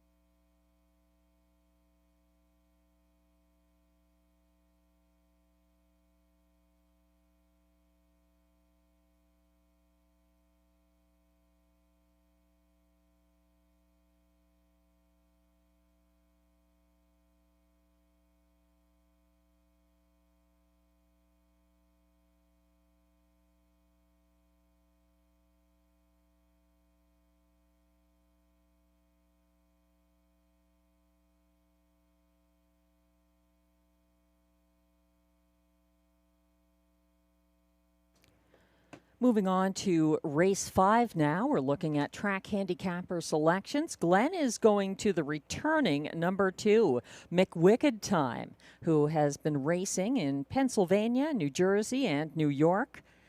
He's got 4 wins this season, took a new lifetime mark of 150 and 4 at the Meadowlands. And now he's back at his home track, debuting for trainer Jacob Copley and Robert Shepard. 8-5 right now on number 2, McWicked Time, the 4-year-old McWicked stallion. I'm using the 1 on top here, RJ's Super Freak. I took him from post 8 last week. That didn't pan out, even with the scratch of a horse to the inside. He was starting really from post 7. This is a strong closer. Pascal Berube is staying with the horse, and I think from the rail, he's got a really good chance here. He's a 4-time winner this season, and he's shown some versatility this year as well. RJ's Super Freak last year was more of a deep closer. Now he has won on the engine a couple of times. Both Glenn and I are using the 4 Instantaneous in the place spot. I wouldn't hesitate to box the exactor here, though, the even money favorite. Instantaneous coming in from Woodbine Mohawk Park for Amanda Riley, and Guy Gagnon getting that catch drive. A 2-time winner this season. We'll see how he stacks up. He's raced here before, but I think this is the first time this season we've seen Instantaneous at Rideau Carleton. Glenn has RJ's Super Freak 3rd. Then he's going to the 3, Springbridge Gym for Marie-Claude Auger and Andrew Moore to complete his Superfecta. Springbridge Gym has an equipment change here. He's the 3. He's 8-1 right now. He's going blinkers to blind bridle. I have McWicked Time, the 2, 3rd in my ticket. Then I'm going to the 5, Mr. Ibiza. He put in steps and finished a distanced 6th on October 19th. For Robert Shepard. Now William Was driving the Robert Bernicki trainee. He's a horse with some back class to him as well. He's made over $173,000. And he's been trying to get that first Rideau win. He did win his qualifier here, September 28th on the front end for Guy Gagnon. We'll see if he fares better tonight. I've got him on the lower end of my ticket. He's 6-1 from post 5, Mr. Ibiza. Race 5 has exactor, triactor, superfecta, and pick 3 wagering. Good luck.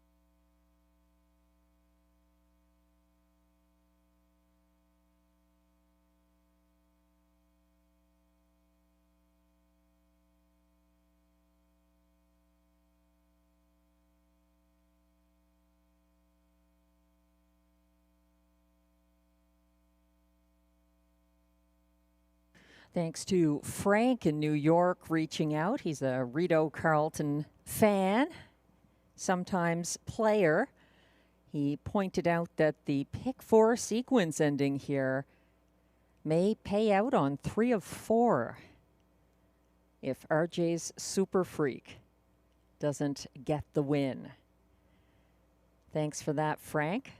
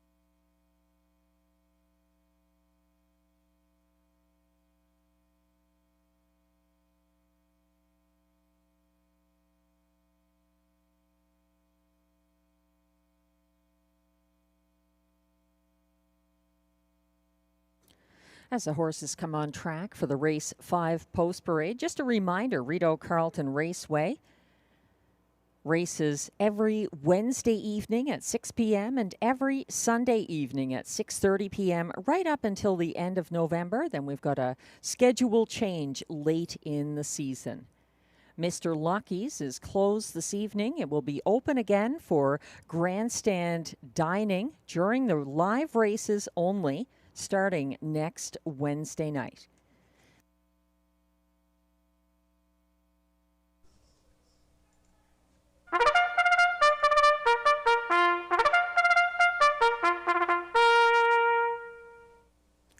And the Race 5 Pacers are now on track for Post Parade. They're non-winners of $900 per start in their last 10 or in 2025. Allowances for fillies and mares. The purse is $7,000.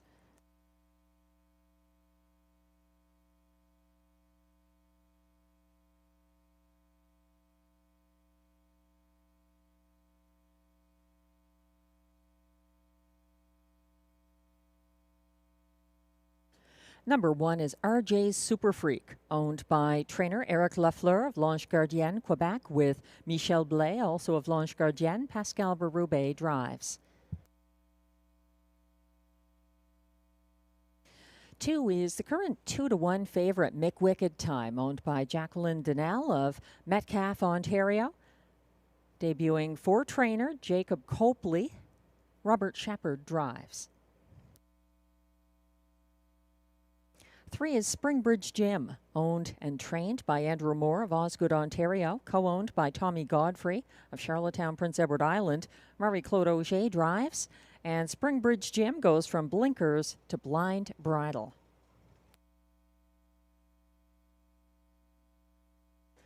4 is Instantaneous, owned by Vincenzo Strangis of Toronto, trained by Amanda Riley, driven by Guy Gagnon. 5 is Mr. Ibiza, owned by Sylvain Cote of Joliet, with trainer Robert Bernicki of L'Ange Gardienne, Quebec. William Waugh drives.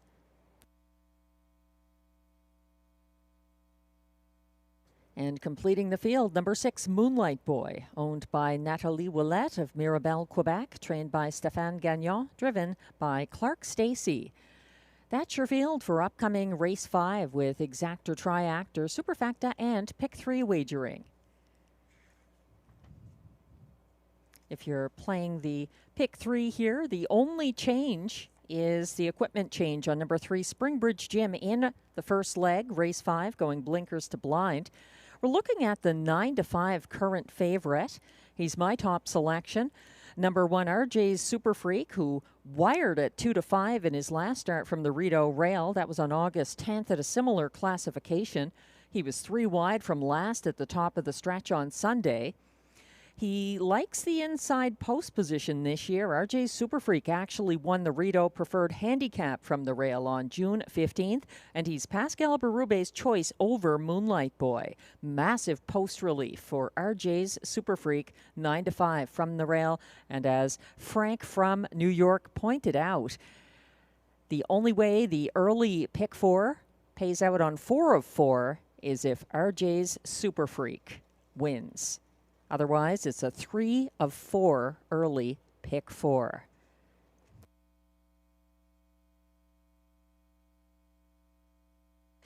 Glenn's top choice is number 2, McWicked Time.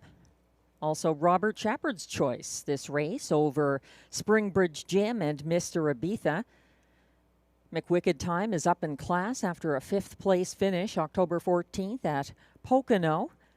McWicked Time was caught in 6th at the half, and he returns to Rideau Carleton with post and class relief compared with his most recent Rideau start. That was a close show finish on June 1st behind RJ's Super Freak. 2-1 from post 2, McWicked Time. They're going to be lining up very shortly for race 5. Make sure you don't get shut out. Good luck.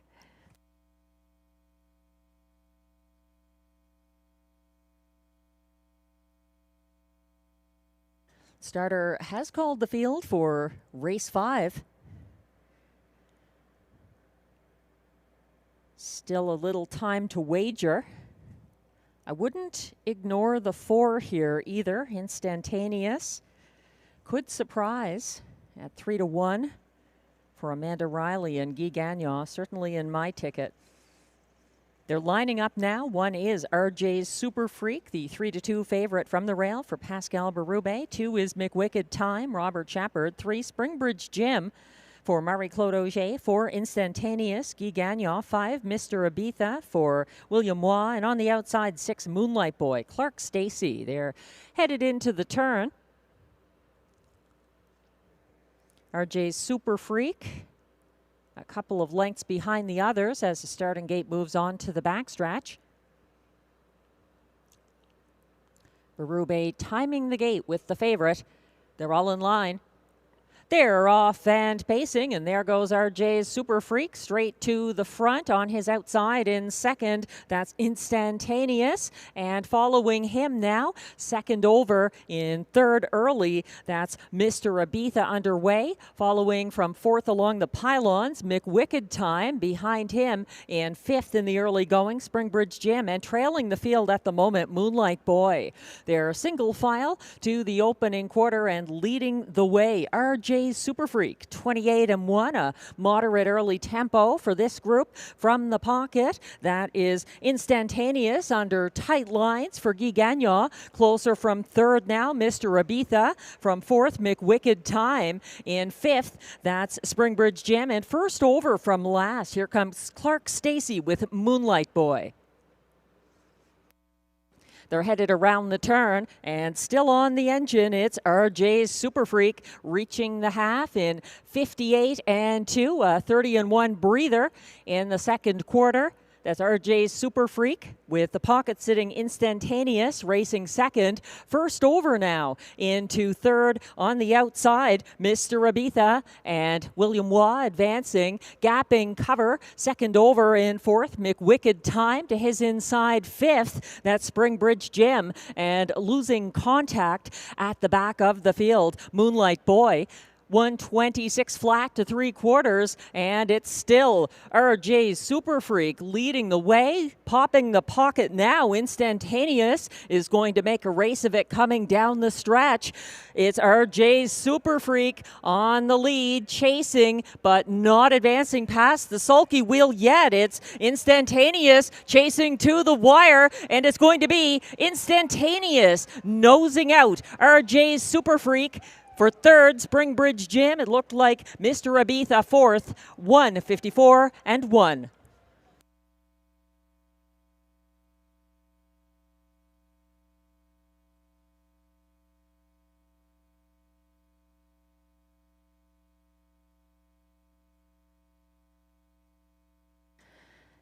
It turned into a 2-horse race coming down the stretch. RJ's Super Freak cutting the fractions, and the pocket move by Instantaneous proved to be the winning one for driver Guy Gagnon, edging out the pace setter in 1:54 and 1.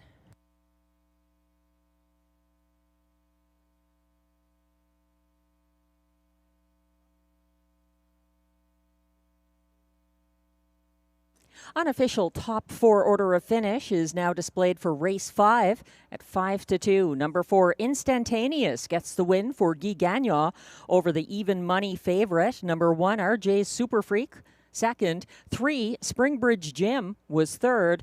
And 6, Moonlight Boy finished fourth. 4-1-3-6 in race 5 unofficially. Please hold all tickets.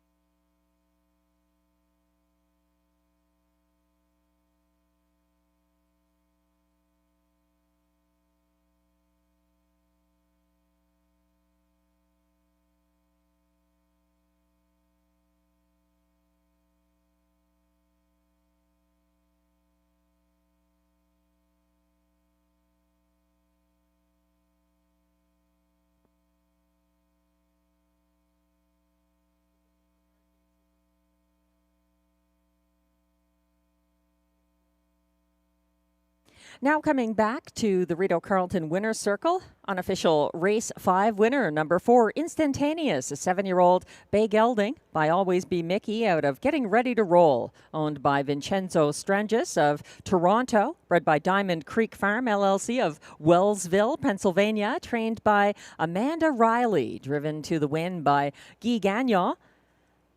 That's win number 3 of the season, 1:54 and 1, Instantaneous, equaling his seasonal mark.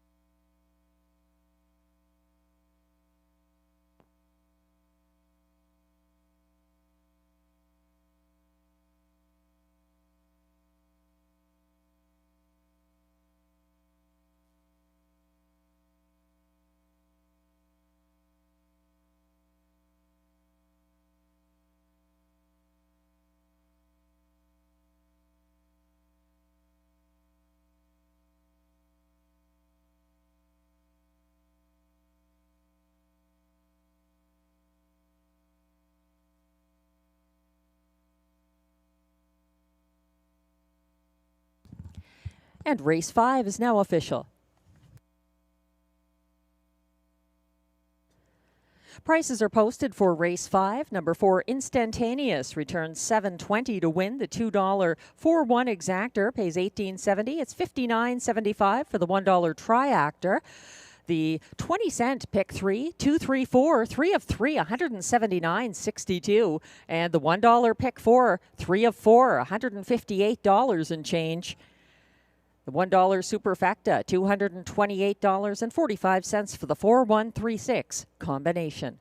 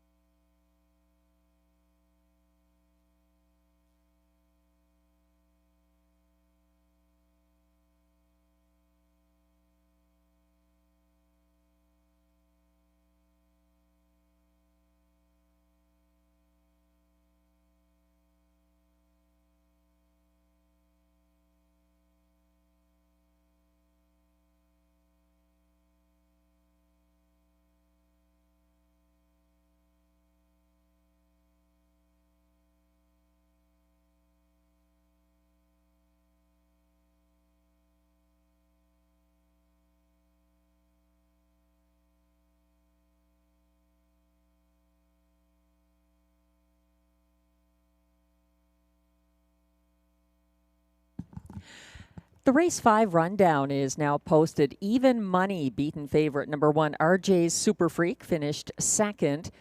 2, McWicked Time was 6th. 3, Springbridge Gym, 3rd. 4, Instantaneous, the race winner for Guy Gagnon. 5, Mr. Ibiza ended up 5th. And 6, Moonlight Boy was 4th. From the top down, your program should read 263-154. The fractions 28 and 1, 58 and 2, 126 flat, 154 and 1 for Instantaneous.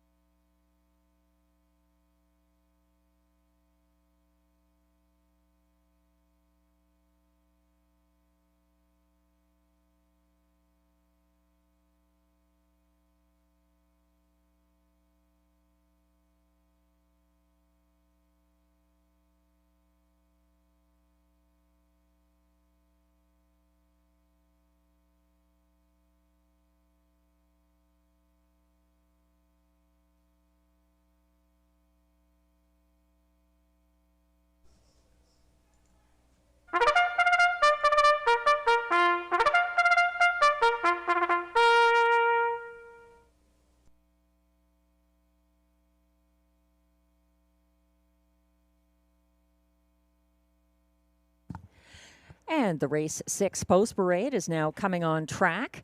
These paces are non-winners of $5,000 or a race lifetime. Allowances for fillies and mares. The purse is $5,600.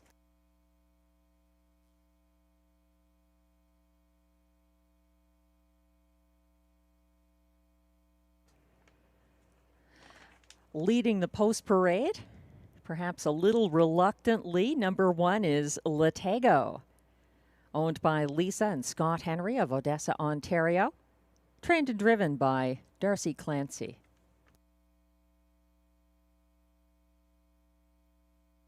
Two is Big Art Fallon, the current 3-5 favorite, owned by Natalie Ouellette of Mirabel, Quebec, trained by Stéphane Gagnon, driven by Pascal Berube.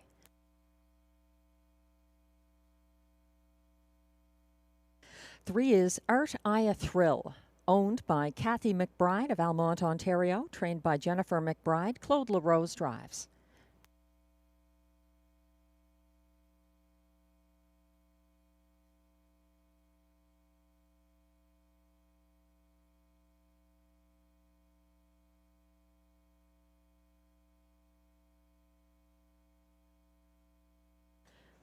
Four is Maccabi, owned, trained, and driven by Kenneth McFarland of Kingston, Ontario. 5 is Biscawatch, owned by trainer Marcel Rozon of Saint-Lazare de Vaudreuil, Quebec. Stéphane Pouliot drives. 6 is Breland DAS, owned by Chantal Imond of Lavaltrie, Quebec, trained by Jonathan Lapointe. Marie-Claude Auger drives. 7 is Ace 44 Jordan, owned, trained, and driven by Gilbert Mercier of Gatineau, Quebec.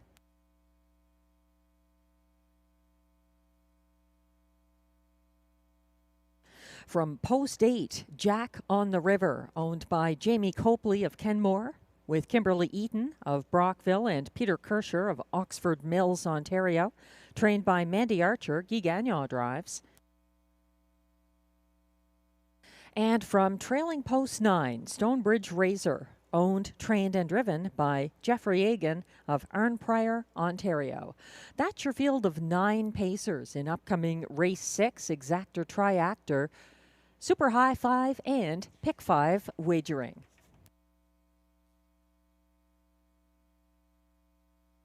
No changes in Race 6. Again, this is the first leg of the one and only Pick 5 tonight. We're looking at the 3-5 current favorite, number 2, Big Art Fallon, who had a maiden victory here October 19th for Pascal Berube, back in the bike again. Big Art Fallon actually broke the maiden on a class jump last Sunday, wiring for Berube and holding off a late move from the 1-2 favorite Speedy Dancer. Big Art Fallon is Glenn Pearson's top selection in upcoming Race 6. He's got my top choice, second. That's the currently 5-2, number 6, Braylon DAS, who was advancing first over off the gate October 12th when he jumped it off, battling the 4-5 favorite Master of Fire. Marie-Claude Auger is staying with the horse, though. Braylon DAS made a first over move from 4th on the backstretch at a similar level on October 5th and was edged out by Master of Fire in deep stretch. Some class relief for Braylon DAS. My second choice is Glenn's third choice. That's the 9, Stonebridge Razor. He's making his first ever start from the second tier. He pocketed up behind the early leader Art Aya Thrill on October 12th and got shuffled to 4th as Lateris battled against Jack on the River to the opening quarter.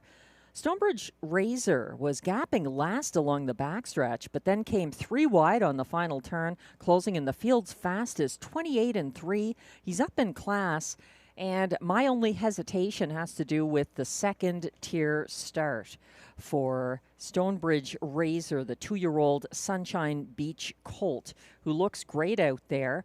And in 2 starts so far, he's hit the board in both. He could be closing in on a win, but there's always that risk from the second tier. He's 6-1 right now, Stonebridge Razor. I have Big Art Fallon third in my ticket. Glenn and I both have the 8 Jack on the River fourth. And then to complete the high 5, Glenn is going to number 7, Ace 44 Jordan. And I have the 5, Biscawatch.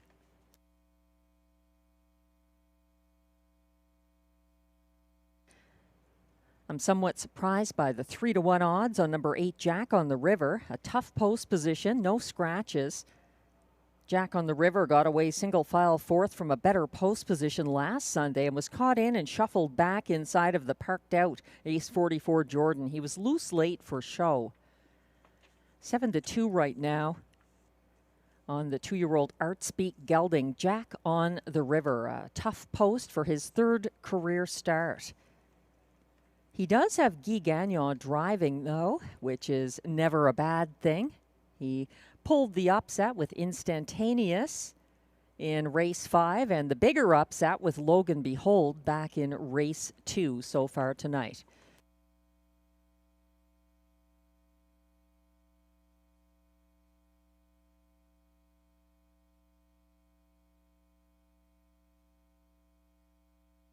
It's great to see Gordon McDonald here at the track tonight, a prominent horse owner and the head of the National Capital Region Harness Horse Association.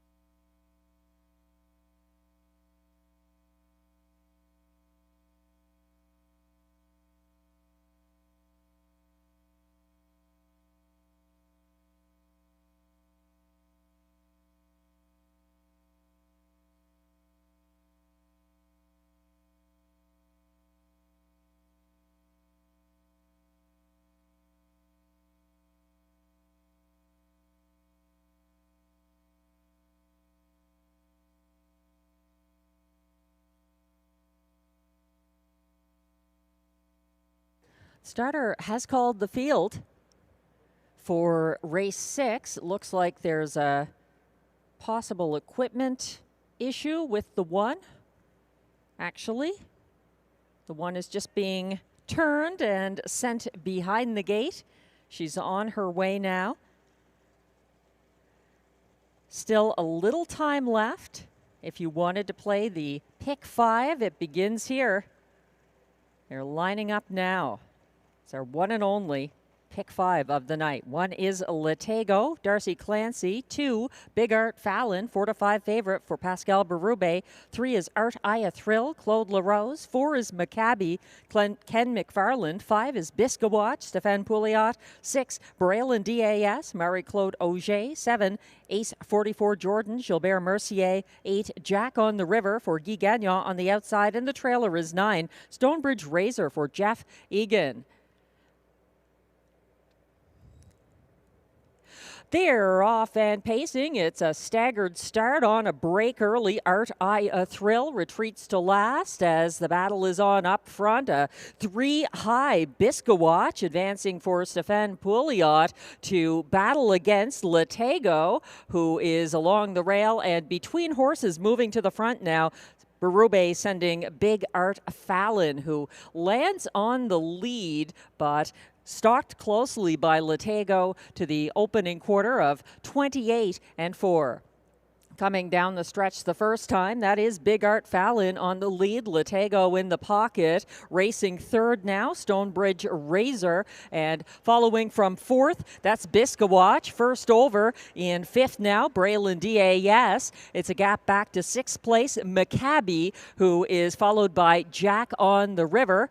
Further back, Ace 44 Jordan is second last. And after the early miscue, trailing the field, Art Aya Thrill. 59 and 2 to the half, and the leader is still Big Art Fallon leading ahead of Latego, who's trying to slip out of the pocket. Here comes the first overbid, though, by Stonebridge Razor and Jeff Egan, who are outside now. First over from second, pressing the pace. Latego compelled to go back into third along the pylon. Second over and fourth, Braylon DAS. And following from fifth along the pylons, that's Biskawatch inside of third over, Maccabi to 3/4, 129 flat. Stonebridge Razor tries to draw ahead of the pace-setting Big Art Fallon and winding up three wide there. Braylon DAS charging up the inside late. Latego turning it on, but it looks like it's going to be a maiden victory for Stonebridge Razor. And Jeff Egan over Latego, Big Art Fallon, and Braylon DAS, 159 flat.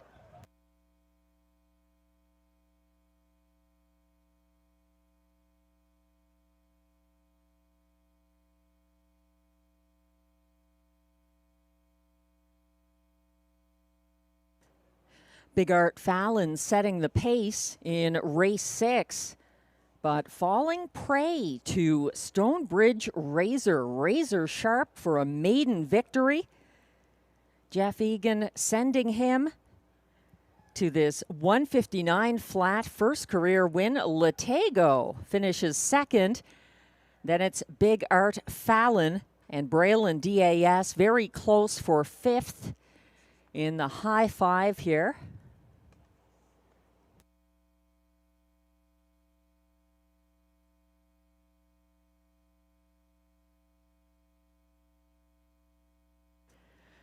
Unofficial top 5 results are now posted for race 6. At 7-1, number 9, Stonebridge Razor wins in his third career start with Jeff Egan in the bike. 1, Latego, a 20-1 place finisher for Darcy Clancy, ahead of the pace-setting 3-5 favorite, number 2, Big Art Fallon, holding on for show. Ahead of 6, Braylon DAS, fourth.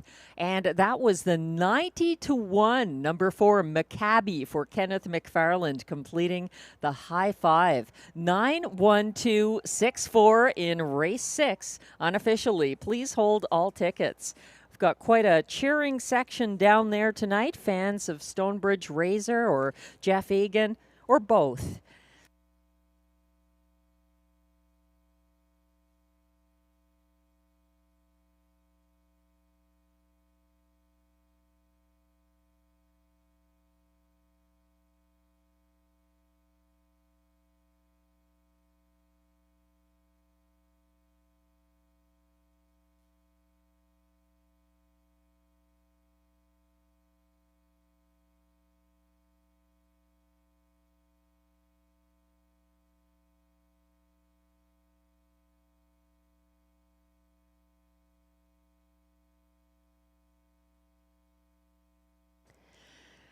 Now coming back to the Rideau Carleton winner's circle for the first time.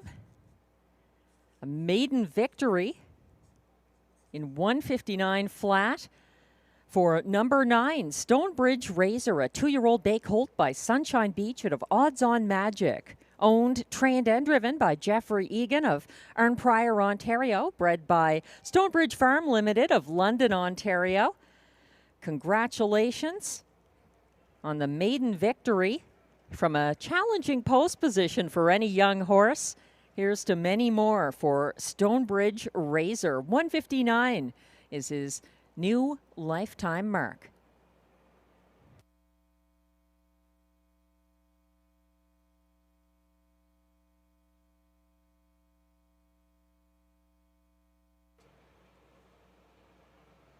Great to hear the cheering section for Stonebridge Razor. Now the official winner of race 6.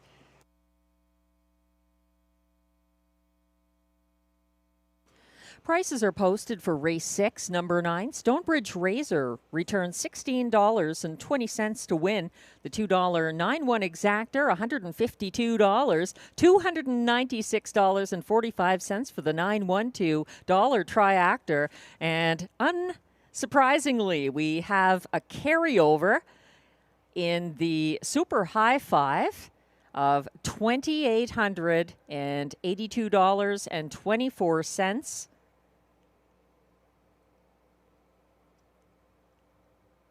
That will be carrying over later this evening. We have another high five coming up later in the card in race 10, our last of the night. Something to keep in mind. And not unexpected here in race 6 with a 7-1 maiden winner and a 5th place finisher in the high five at odds of 90-1.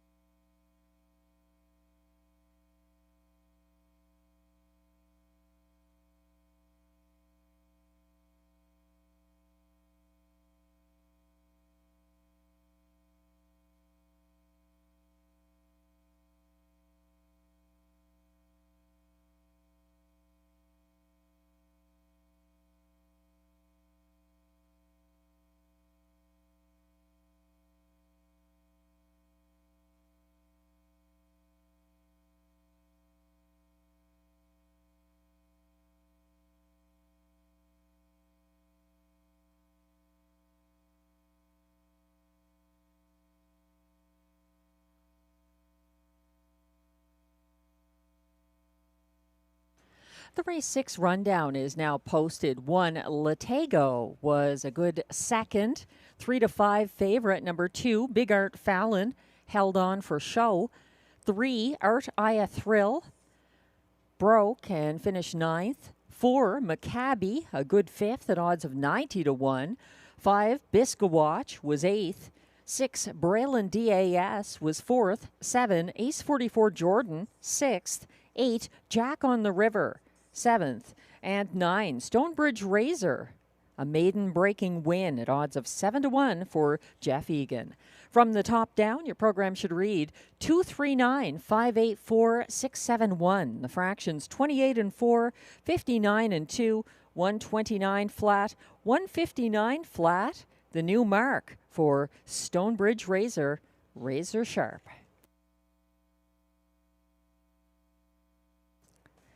And there we go, something to take note of if you're following along casually tonight.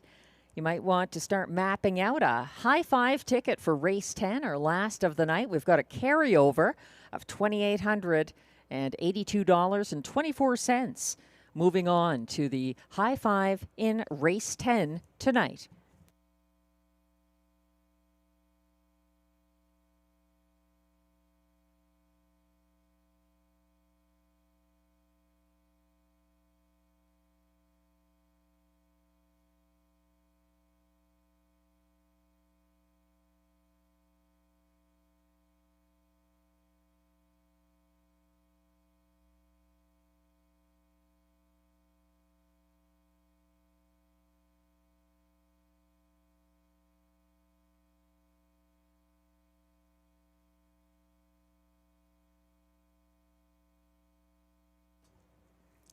Moving on to race 7 now.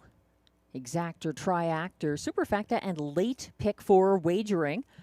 This is our Sunday night feature, the preferred handicap pace. Post positions 1 through 4 draw together, 5 and 6 draw together, and the outside 2 post positions, 7 and 8, are assigned. In my pick 4, beginning here, I'm using 3 horses. The 5 PL Aussie for Amanda Riley is intriguing. Amanda Riley, of course, the trainer of an earlier upset winner, Instantaneous, in race 5, beating the favorite RJ Super Freak for Guy Gagnon. And PL Aussie has Pascal Berube driving as Guy Gagnon drives his own horse here, the Light Speed, his own trainee. My top selection, he's 2-1 from post 7. 12-time winner this season. The Light Speed is our reigning horse of the year. He took a new lifetime mark this year at age 7 of 150-3. He's as sharp as ever. It's all about who comes to play at his playground, Rideau Carleton. So PL Aussie is co-favorite with him now. They're both 2-1. PL Aussie was Canada's fastest winning older stallion on a 5/8 mile track this season. He's dropping in now from Woodbine Mohawk Park. The other major player here, 8-1, somewhat surprisingly, is number 8 HP Liz Shadow, who was able to beat the Light Speed in the October 19th preferred handicap. However, he's got a much tougher post assignment after that 151-1 win for the returning Robert Shepard. In race 8, I'm using the 1 Exotic Sand. What a nice gray pacer John McMillan has brought in from Yonkers. Marie-Claude Auger now gets the drive on that 7-1 winner here on Wednesday. He's making the quick turnaround, Exotic Sand. I'm also using the 3 More Monet. He's been a great addition for Natalie Sagan, William Waugh. And the 8 Wall Street Belle with that win streak going strong, a 10-time winner from 24 starts this season for trainer-driver Guy Gagnon, but a tough post to overcome. In race 9, going 3 deep there as well, the 6 Major Hill is closing in on his 50th career victory. The 3 Monty's Gone Marble is closing in on $200,000 in lifetime earnings. He's less than $1,000 away. And the 5 Shanghai Gold has been very good in back-to-back show finishes here for the returning Sylvain Lacaille and trainer Luc Loyer. He's a long shot possibility that race. Note that in race 9, number 1 Tough Cooper adds a Murphy blind left. In race 10, our last of the card, the 1 Mock Play looks good off the winning qualifier for Pascal Berube and Stéphane Gagnon. Also the 2 Sea Laird for trainer-driver Darcy Clancy, a 6-time winner this season. And using the 9 in this race as well, Always Your Way, Robert Shepard picking up the catch drive on the Jamie Johnson trainee. 16-20 for that 20-cent pick 4, and it's our last of the night, beginning here in race 7. Good luck.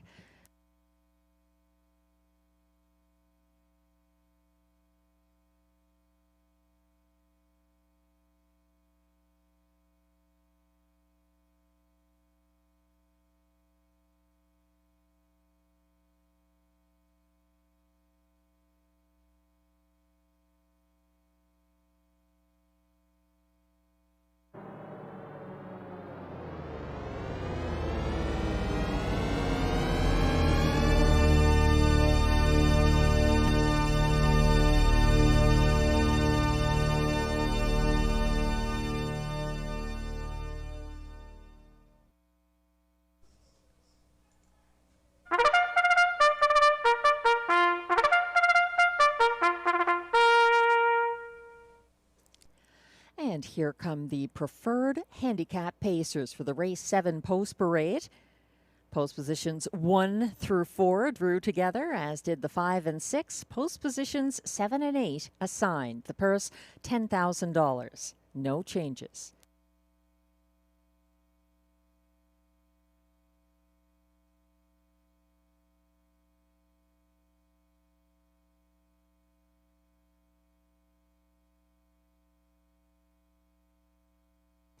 Number 1 is Control the Power, owned by David Snowden of Asphodel Norwood, Ontario. Also, the trainer of Control the Power, who was driven by Clark Stacey.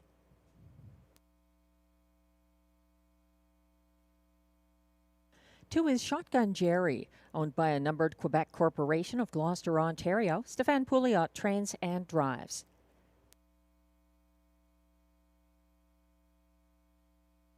Three is Major Fern Co., owned by Limco Incorporated of Chateauguay, Quebec. Trained by Vic Putty, William Waugh drives.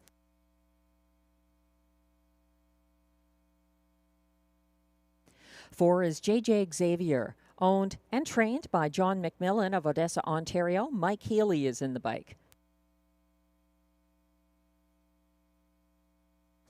5 is PL Aussie, owned by Bryn Campbell of Port Hope and Barry McLennan of Cavan, Ontario. Trained by Amanda Riley, Pascal Berube drives.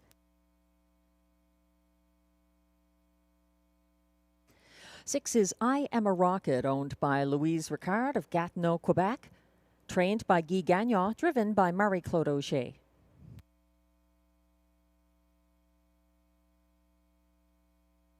7 is the 4 to 5 favorite, the Lightspeed, owned by Michel Nolette of Princeville, Quebec, trained and driven by Guy Gagnon.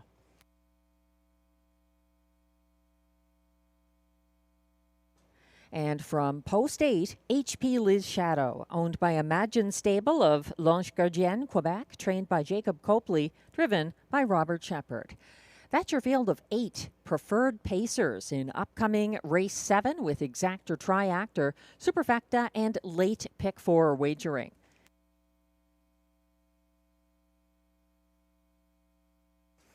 We're getting a good look at the Lightspeed, 4 to 5 favorite right now. From assigned Post 7, the Lightspeed worked hard to clear HP Liz Shadow past the 26-1 opening quarter on Sunday and battled that pocket-pulling rival down the stretch. The Lightspeed was overtaken by a neck at the wire by the winner, HP Liz Shadow. And the Lightspeed was a beaten 1 to 5 favorite that mile. He's won half of his 2025 Post 7 starts at the Rideau preferred level. Something to keep in mind. The post position is something that he's shown he can overcome time and time again. And also the time of year is good for the Lightspeed. He had a 3-race win streak last October 20th through November 10th. He's come to a sudden stop there for Guy Gagnon.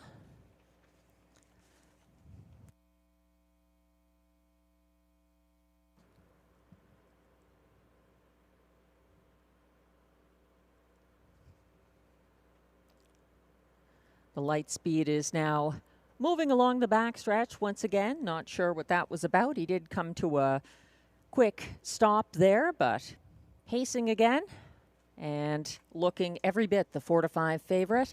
He's the top selection for Glenn and myself in upcoming race 7, the Lightspeed.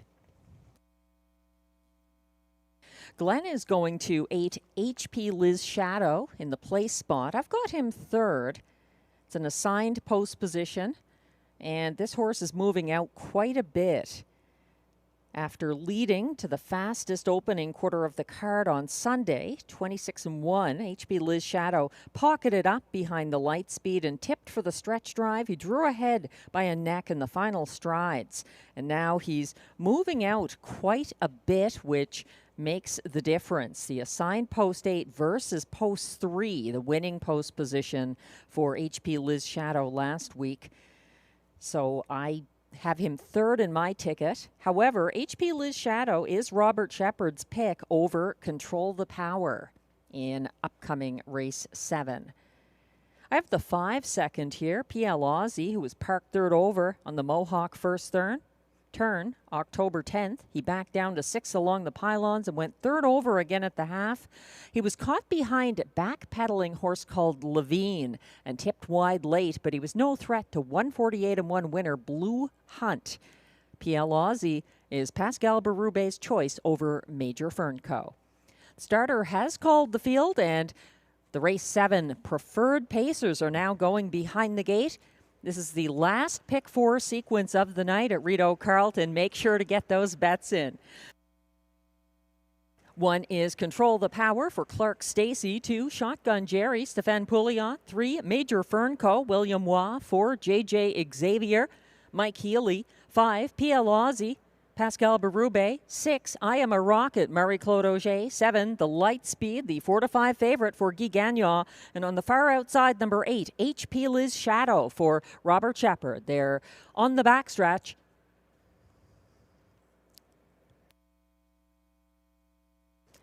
Lined up for the start of race 7 and the late pick 4. And they're off and pacing and sprinting off the car from mid-pack. JJ Xavier from Mike Healy out to battle Control the Power and Shotgun Jerry. All of them mixing it up on the first turn. Shotgun Jerry is inching ahead of Control the Power to take the early lead. Backing down to third now, JJ Xavier. And first over on his outside and continuing on into third, PL Aussie for Pascal Berube to the 26-4 opening quarter. Up front, we have a new leader. He's drawing ahead now. PL Aussie landing on the lead and sitting second. Shotgun Jerry, not so fast, says the Lightspeed. He's up first over into second now and challenging PL Aussie as they head around the second turn. Sitting now in third along the pylons, that is Shotgun Jerry as PL Aussie leads to the half. 54 and 4 the clocking. The Lightspeed is second, advancing first over. Caught in now in third, that is Shotgun Jerry. Second over in fourth, JJ Xavier. Fifth along the pylons, Control the Power on his outside. In third over, sixth and advancing, HP Liz Shadow gapping cover and trying to get involved. Fourth over from the back of the pack, Major Fernco, and trailing on the inside, I Am a Rocket. 122 and 4 3/4. The Lightspeed is a half length ahead of PL Aussie, and now going wide for the stretch drive. It's HP Liz Shadow trying to eat into that lead. The Lightspeed needs the wire. He's inching ahead. HP Liz Shadow applying the pressure, though. Those two battling it out to the wire. Two great horses. It looks like the Lightspeed gets it over HP Liz Shadow and JJ Xavier third, 152 flat.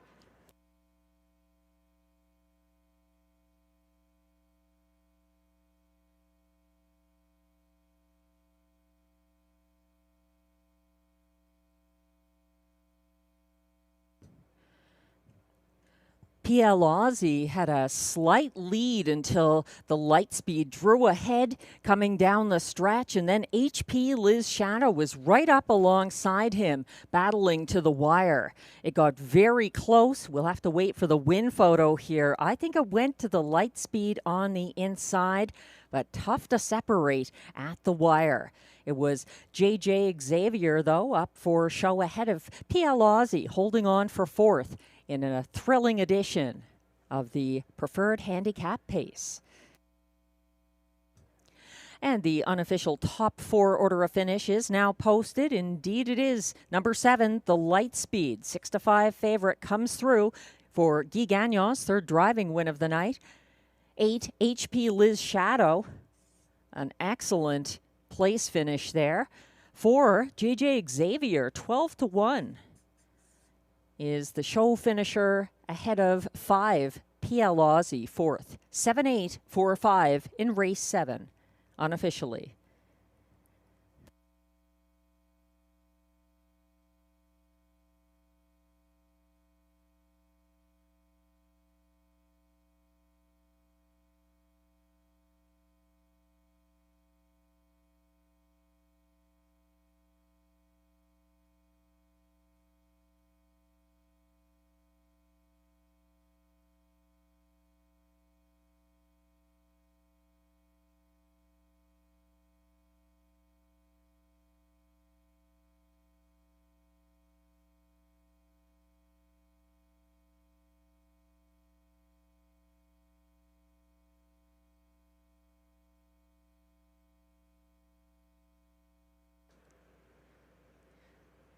Here comes the race 7 preferred handicap pace winner, the Light Speed, and Guy Gagnon winning the top class once again. This horse has a lot of fans online, like Brad in Chicago, a big Light Speed fan. And the popular choice tonight as well, a 6-5 winner. It's win number 13 of the season for number 7, the Light Speed, a 7-year-old bay gelding by Moonbeam out of Jama, owned by Michel Nollet of Princeville, Quebec, also his breeder. Trained and driven by Guy Gagnon. The Light Speed does it again, 152 flat. Congratulations. What a horse.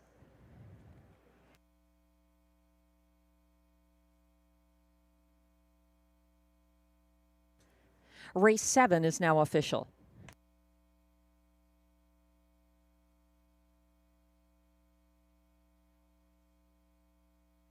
We're getting a look at the win photo now posted, showing the Light Speed beating place finisher HP Liz Shadow, a very close decision in the preferred.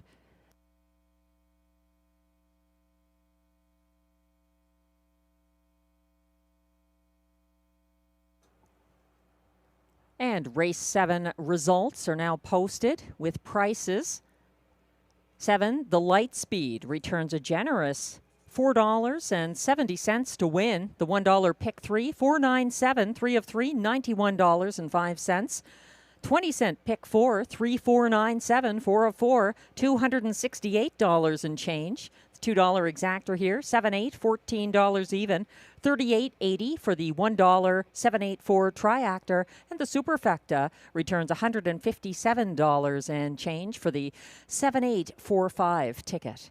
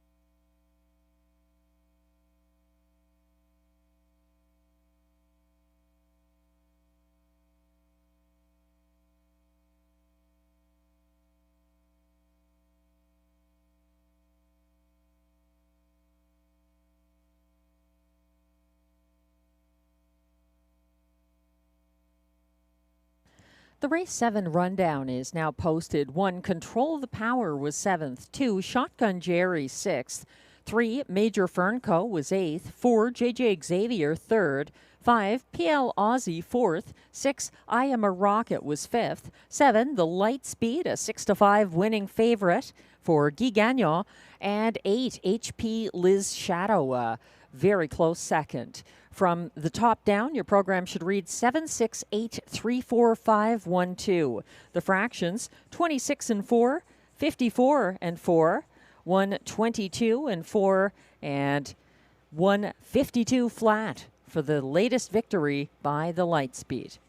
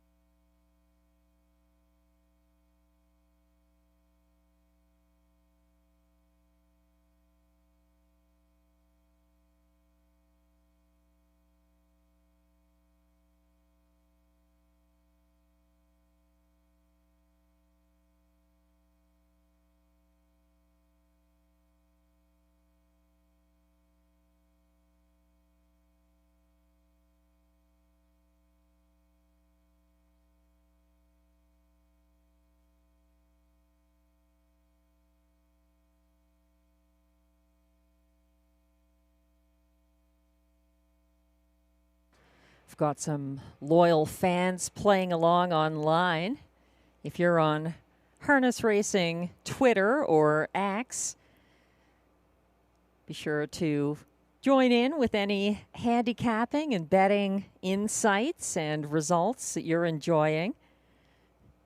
Nice to see Uncle Turfy with the 7-1 winner, the maiden winner, Stonebridge Razor, back in race 6.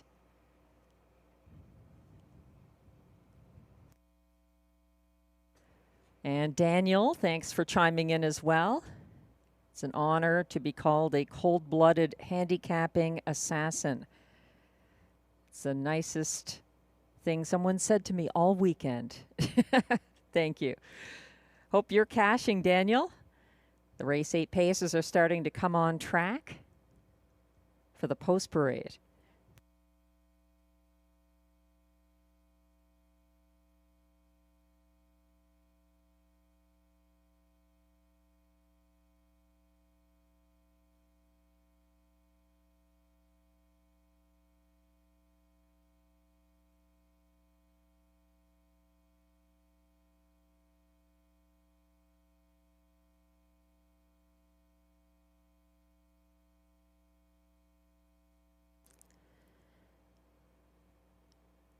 Race 8 has exactor, triactor, superfecta, and late pick 3 wagering. Horses are gradually coming on track for the race 8 post parade.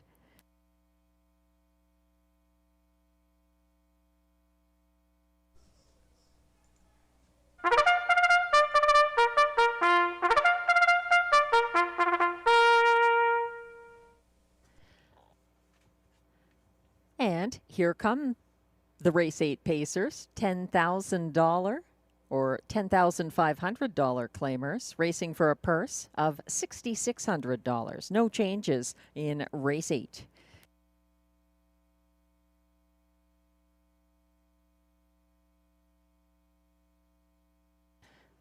That I stand corrected. It looks like we have a couple of late equipment changes here, adding Murphy blind right on number 2, Dragon's Better, and the 5 here, Day Trader, Hopples, going out from 62 inches to 64 inches.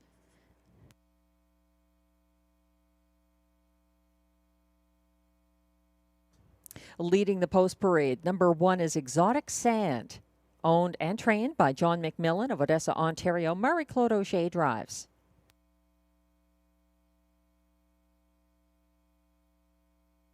Two is Dragon's Better, adding the Murphy blind right, owned and trained by Wayne Catherwood of Brinston, Ontario. Sylvain Lacaille is in the bike.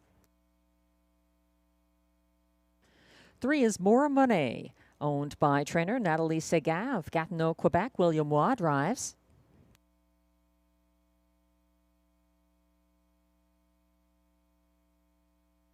4 is 88 Fingers Louie, owned and trained by Sharon Christie of South Mountain, Ontario. Clark Stacey drives.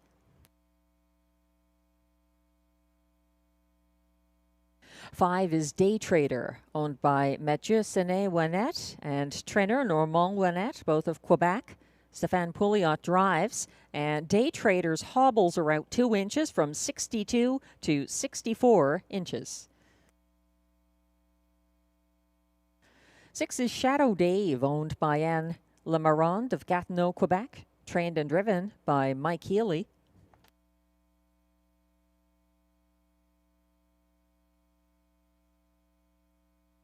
7 is Saskabouche Steve, owned and trained by Alain Martin of Gatineau, Quebec. Pascal Berube drives.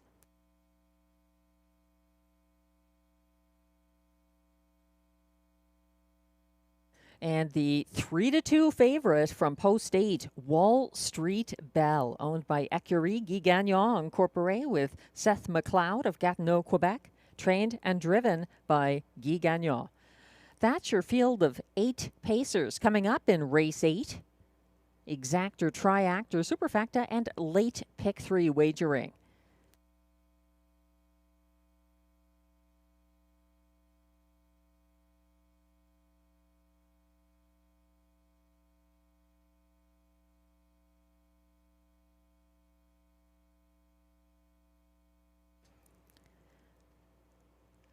Number 8, Wall Street Belle, was the favorite, and he remains Glenn Pearson's top selection here. Wall Street Belle is undefeated since August 5th, but has a very tough post here to overcome. I'm using the current even money favorite on top of my ticket. He's Glenn's second choice, Exotic Sand, the new acquisition by John McMillan. He made a winning debut on Wednesday after having to go back to the paddock with a broken overcheck. He came out and he was a fired up winner. After a pocket ride behind the 1-5 pace setter May lose control. He had a late move up the inside path. And Exotic Sand, the 6-5 current favorite, is Marie-Claude Auger's choice over Day Trader here. He's also making the quick turnaround, capitalizing on strong current form. Number 1, Exotic Sand. Glenn's third choice is my second choice. That's the 3, More Monet. He and driver William Waugh followed 1-5 Wall Street Belle as that rival cut fraction Sunday. More Monet drew alongside him on the final turn, but couldn't pass him in the stretch. But it was a strong debut on the return to the $10,500 claiming level for More Monet, who wired October 25th and November 1st, 2024 at Fraser Downs. Both Glenn and I also using the 6 Shadow Dave in the Superfecta. He's stepping up from the $8,500 claiming level to the $10,500 tag. He was caught wide leaving Sunday. He found room third along the pylons and got caught in behind 3-5 favorite All-Star Playboy. He just missed at odds of 18-1, and he's 17-1 here. Number 6, Shadow Dave.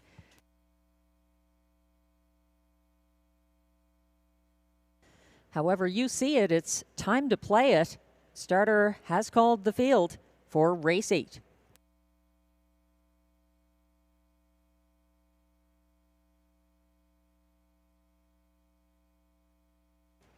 One is Exotic Sand for Marie-Claude Auger. 2, Dragons Better, Sylvain Lacaille. 3, More Monet for William Waugh. 4, 88 Fingers Louis, Clark Stacy. 5, Day Trader, Stéphane Pouliot. 6, Shadow Dave, Mike Healy. 7, Saskabush Steve, Pascal Berube. And on the outside, number 8, Wall Street Belle, with a win streak on the line for Guy Gagnon. They're on the backstretch. They're all in line.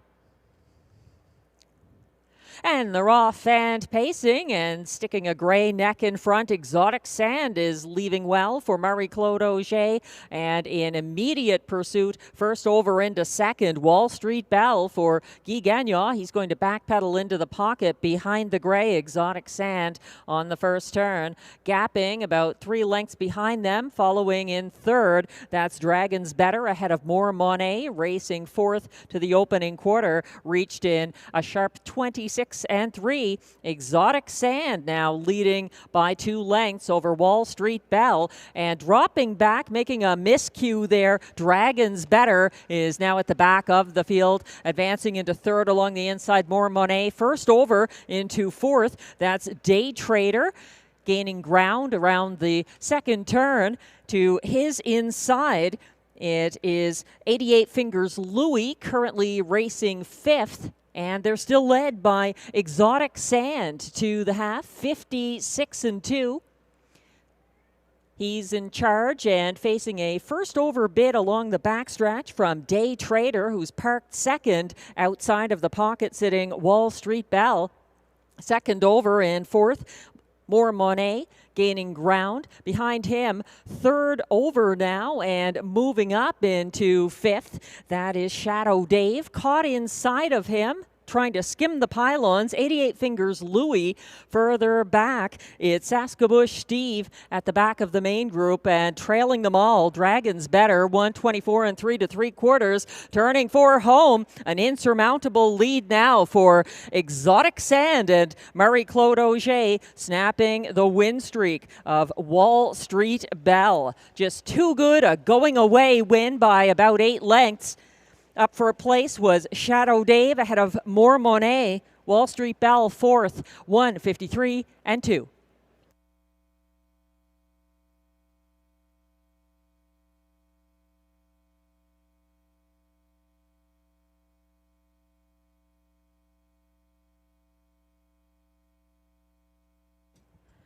With Halloween approaching, we have a gray ghost at Rideau Carleton, sending chills down the spines of his rivals in race 8. Exotic Sand, a going away winner for Marie-Claude Auger.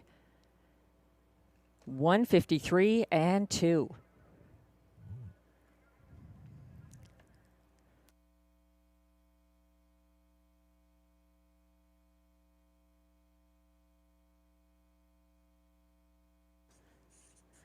The unofficial top 4 order of finish is now posted. 1, Exotic Sand, the 2-5 favorite. The winner from Marie-Claude Auger over the fast closing Shadow Dave, second at odds of 30-1. 3, More Monet was third, and 8, Wall Street Belle, fourth. 1-6-3-8 in race 8. Please hold all tickets. Results are unofficial.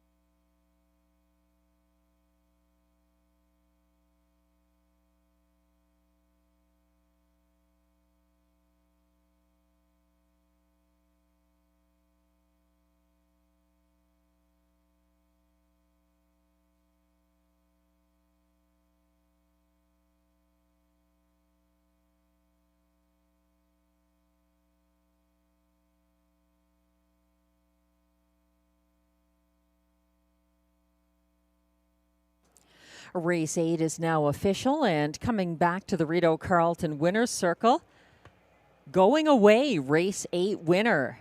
Number 1, Exotic Sand, a 7-year-old gray gelding by American Ideal out of Just Chillin' Out.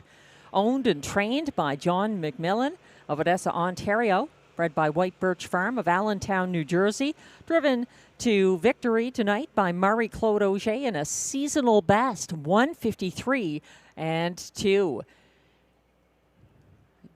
Very impressive win for Exotic Sand.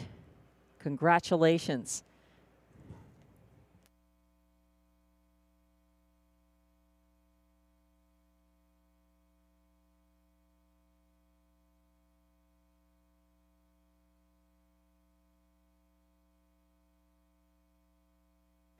Prices are now posted for race 8. Number 1, Exotic Sand, returns $2.90 to win. The $2 1/6 exactor pays $70.10. It's $140.70 for the $1 triactor, 1-6-3 combination, $313.80 for the $1 superfecta, 1-6-3-8.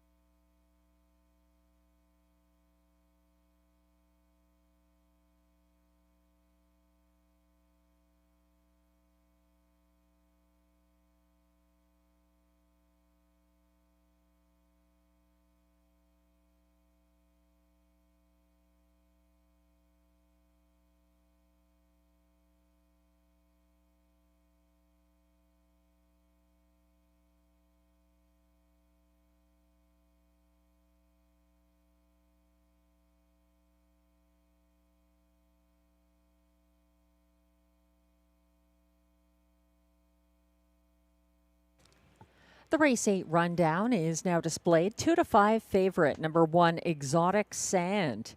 Gets a seasonal best win for Marie Claude Auger. 2, Dragon's Better was 8th after a miscue. 3, More Monet up for show. 4, 88 Fingers Louis was 5th. 5, Day Trader ended up 7th. 6, Shadow Dave, a good place finish at odds of 30 to 1. 7, Saskabush Steve was 6th, and 8, Wall Street Belle 4th. From the top down, your program should read 18357 The fractions 26 and 3, 56 and 2, 124 and 3, 153 and 2. Exotic Sand.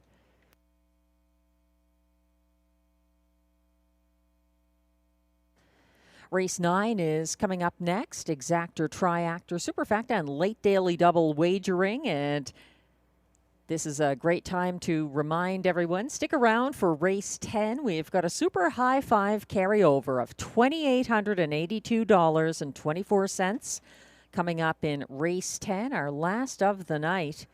Some great prices tonight. It's worth your while to stay with us for race 10.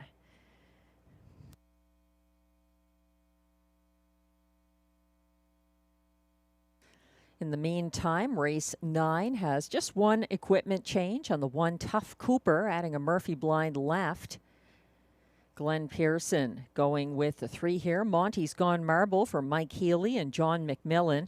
He was a judge's scratch retention on October 22nd. This is a horse who receives Lasix for respiratory health, and he wasn't able to meet the retention times to race on October 22nd. So this is his first start back since October 19th, last Sunday, when he was racing at a higher level and finished 5th behind DA Let's Boogie.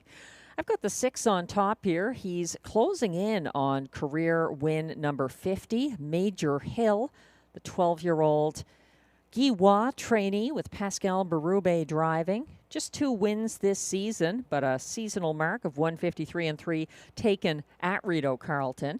Glenn's using him 4th in the ticket. Glenn has the 5, Shanghai Gold for Luke Loyer and Sylvain Lacaille in the place spot. I've got him 3rd behind Monty's Gone Marble, who is less than $1,000 away from the $200,000 career earnings milestone. In the show spot, Glenn has the 4, Curious Cortez for Guy Gagnon and Pierre-Marc Longpré, a 2-time winner this season. And then he completes his superfecta with the 6, Major Hill. I've got the 1 there, Tough Cooper. Exactor, Triactor, Superfecta, and late daily double wagering available on race 9. The Pacers are approaching from the paddock for the post parade.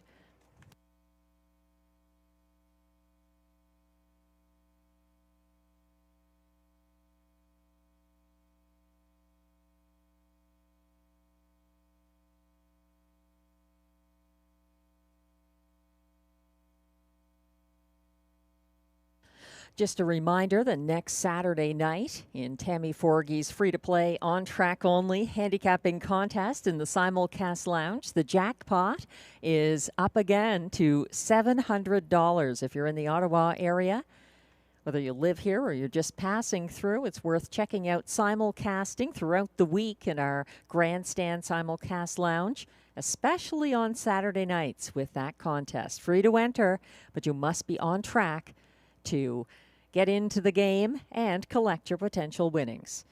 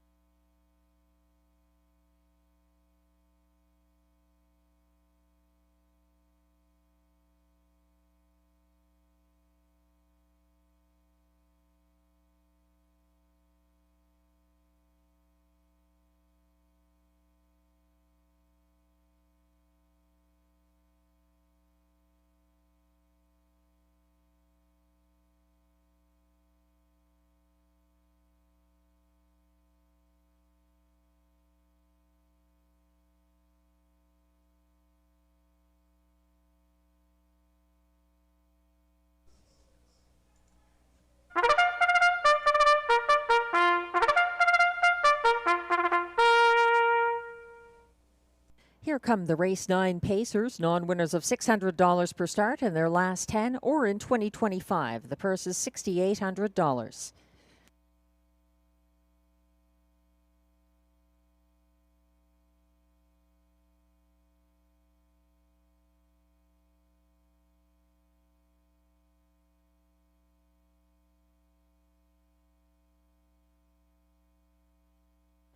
Leading the race 9 post parade, number 1 is Tough Cooper, adding a Murphy blind left. He's owned by Melanie Leach of Richmond, Ontario, trained by Steve Bellil. Robert Shepard drives. 2 is Stardog, owned and trained by Sharon Christie of South Mountain, Ontario. Clark Stacey drives. 3 is Monty's Gone Marble, for owner Jeff and April Murphy of Iroquois, Ontario, trainer John McMillan, and driver Mike Healy. 4 is Curious Cortez, owned by trainer Pierre-Marc Longpré of Lourdes de Joliette, Quebec. Guy Gagnon drives. 5 is Shanghai Gold, owned by Pierre Piedalou, Saint-Alexandre, Quebec, trained by Luc Loyer, Sylvain Lacaille in the bike. 6 is the even money favorite, Major Hill, owned by Francois Morin, Beauceville, Quebec, trained by Guy Roy and driven by Pascal Berube. And from post 7, it's Persistent Boy, owned by Richard Desrosiers of Massouvy, Quebec, with trainer Guy Roy of Saint-Robert, Quebec. William Roy drives. Exactor, Triactor, Superfecta, and late daily double wagering. Available in race 9.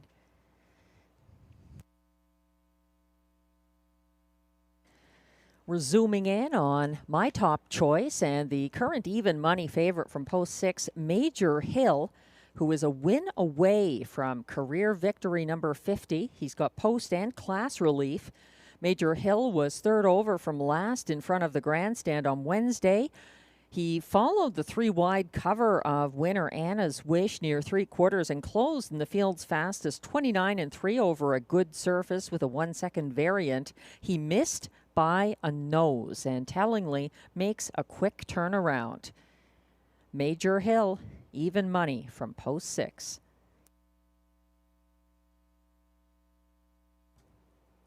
7-2 on number 3, Monty's Gone Marble. He was single file 6th at the half behind leader Vino Louis Sunday and got caught in on the final turn. He was loose late for 5th, and he also gets post and class relief here. The 5, Shanghai Gold, is 6-1. He got away 4th under tight lines Sunday behind the pace-setting Springbridge Gym and tipped second over on the final turn to chase the cover of Moonlight Boy. He was 3 wide late, coming home in the field's fastest closing quarter of 28-1 and running out of racetrack for returning driver Sylvain Lacaille. Number 5, Shanghai Gold. And 9-1 from the rail. Tough Cooper took a 152-4 lifetime mark on June 22nd from the Rideau rail for driver Robert Shepard at a lower classification. Tough Cooper dropped back to last early and was third over from last on the backstretch in that mile. He was 3 wide for a going away win over Gator Hanover. Again, that was June 22nd in his 152-4 lifetime best mile, number 1, Tough Cooper. He was gapping last throughout the mile last Sunday for driver Mike Healy, but sometimes a driver change is as good as a rest. Tough Cooper, 8-1, might be worth throwing into your tickets here.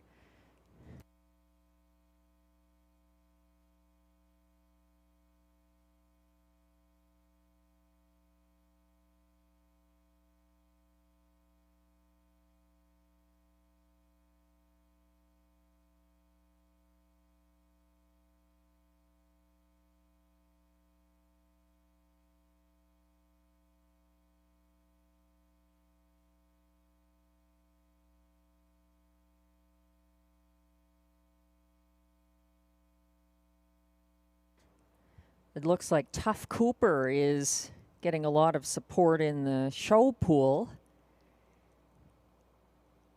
But by far, Curious Cortez is dominating the show wagering in upcoming race 9. As Major Hill continues on as the 6-5 win pool favorite.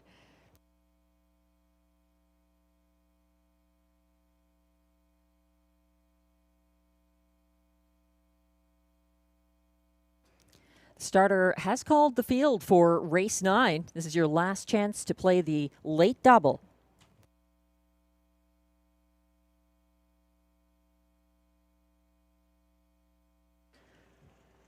They're lining up now. 1 is Tough Cooper for Robert Shepard. 2, Stardog, Clark Stacy. 3, Monty's Gone Marble, Mike Healy. 4, Curious Cortez, Guy Gagnon. 5, Shanghai Gold, Sylvain Lacaille. 6, Major Hill, the even money favorite for Pascal Berube. And on the outside, 7, Persistent Boy for William Waugh. They're on the turn.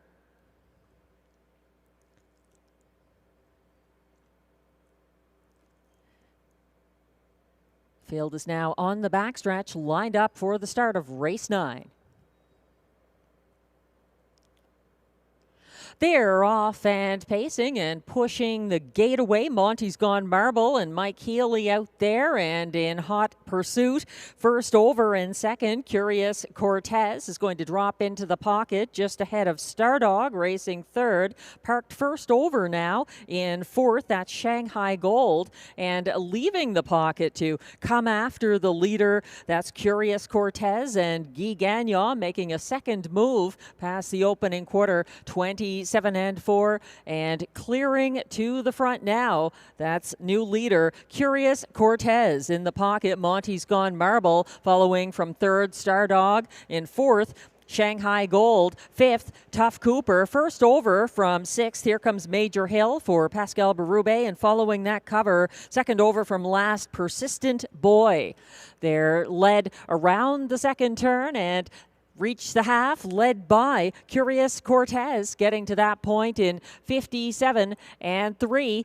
He's leading by about a length over the pocket sitting Monty's Gone Marble. First over now on the backstretch into third. It's Shanghai Gold and Sylvain Lacaille to their inside. Caught in fourth. Stardog lacking racing room. Second over from fifth, Major Hill. Following him, third over from second last now, Persistent Boy, as Tough Cooper is shuffled to last. Past three quarters, reached in 125 and 4 by leader Curious Cortez, and looking to exit the pocket now for Mike Healy. Monty's Gone Marble is going to chase him down the stretch and try to take the John McMillan trainee over the $200,000 lifetime earnings milestone. Curious Cortez getting hunted down to the wire, but it is Curious Cortez over Monty's Gone Marble, Stardog, and Major Hill. 154 and 4.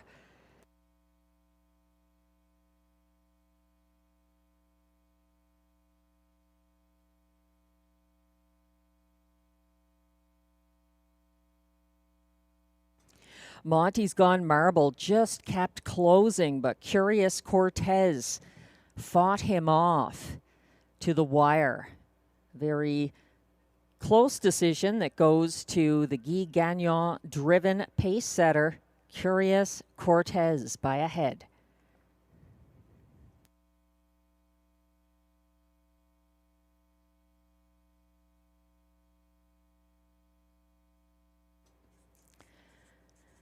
The unofficial top 4 finishers are now displayed. Number 4, Curious Cortez, a 3-1 winner for Guy Gagnon. I believe that's his 4th driving win of the card.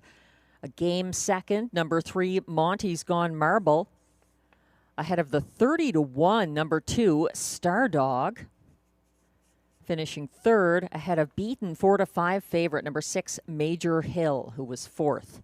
4-3-2-6 in race 9 unofficially. Please hold all tickets.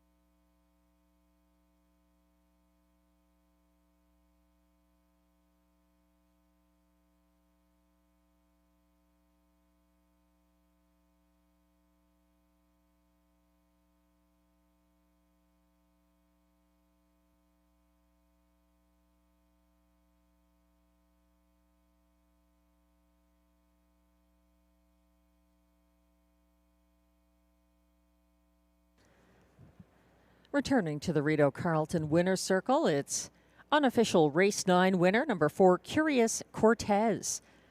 He's a 9-year-old brown gelding by Big Jim out of Live to Dream, owned and trained by Pierre-Marc Longpré of Lourdes de Joliette, Quebec, bred by Zelko Bosniak of Grand Valley, Ontario. Guy Gagnon with another driving win. I think that's win number 4 of the night, and that's a seasonal best mark for Curious Cortez, 154 and 4 in win number 3 of the season. Congratulations.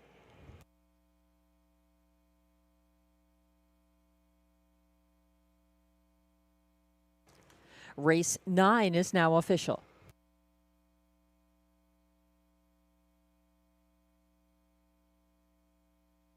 Prices are posted for race 9. Number 4, Curious Cortez returns $8.10 to win. The $2 4-3 exactor pays $32 even. It's $144.45 for the $4-3-2 triactor and $578.20 for the $4-3-2-6 superfecta.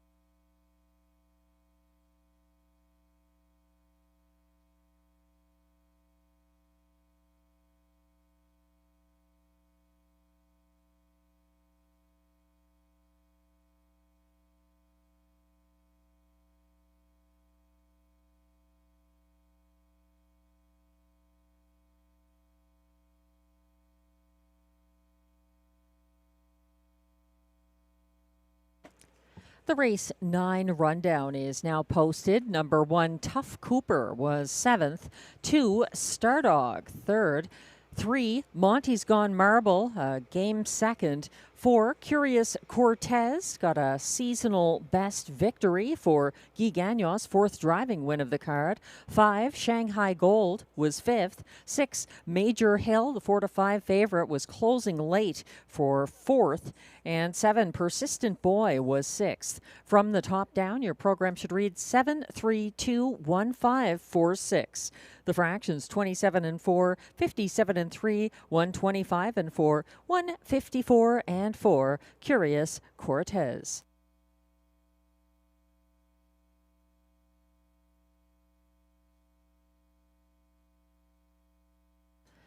Just one more race left this evening. The Robbie D'Alessandro pace coming up in race 10 with a super high 5 carryover of $2,882.24.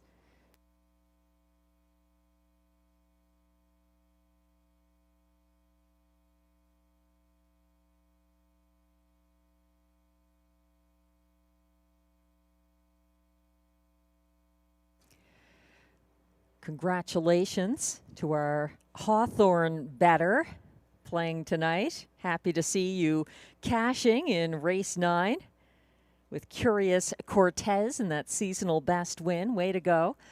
Race 10 coming up has a super high 5 carryover, so it's a must play here.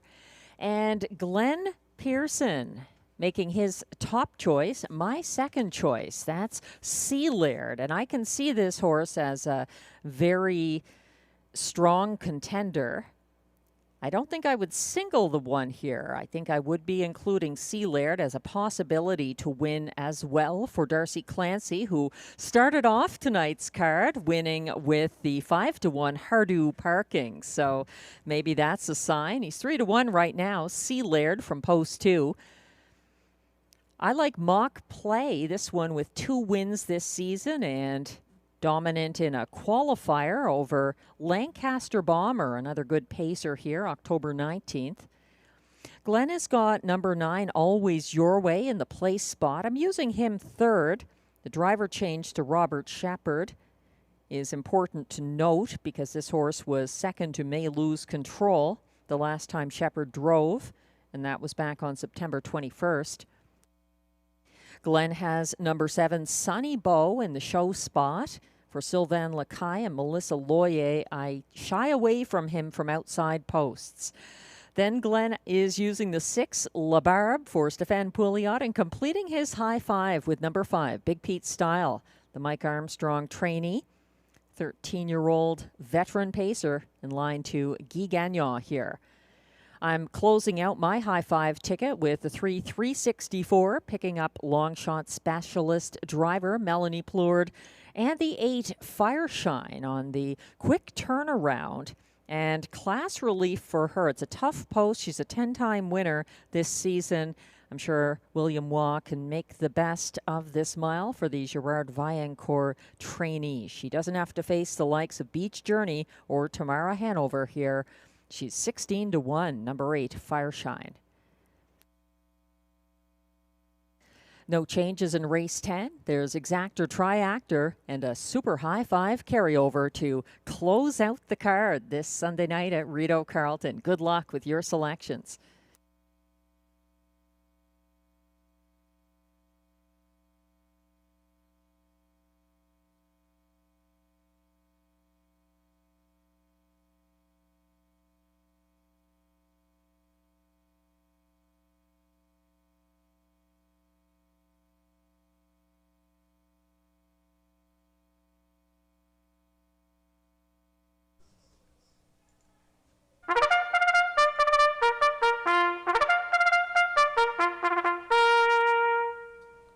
And here comes the post parade for race 10. On the pace for non-winners of $200 per start in their last 10 or a race in 2024, 2025. Also eligible $8,500 claimers who are non-winners of $2,050 in their last 5 starts. Allowances for fillies and mares. The purse, $5,200.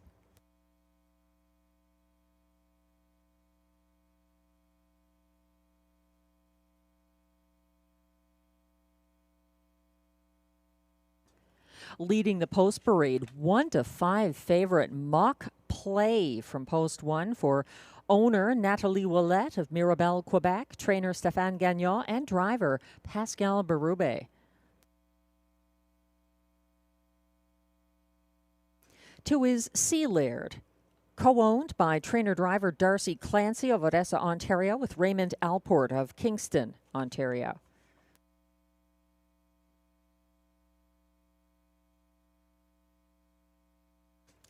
Number 3 is 364, owned and trained by Marcel Rozon of Saint-Lazare de Vaudreuil, Quebec. Melanie Plourde drives.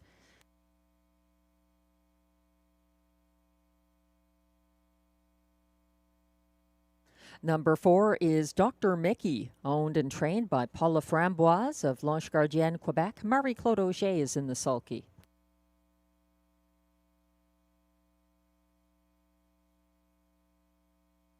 Five is Big Pete Style, owned by Rachel Burns of Cardinal, Ontario, trained by Mike Armstrong. Guy Gagnon drives.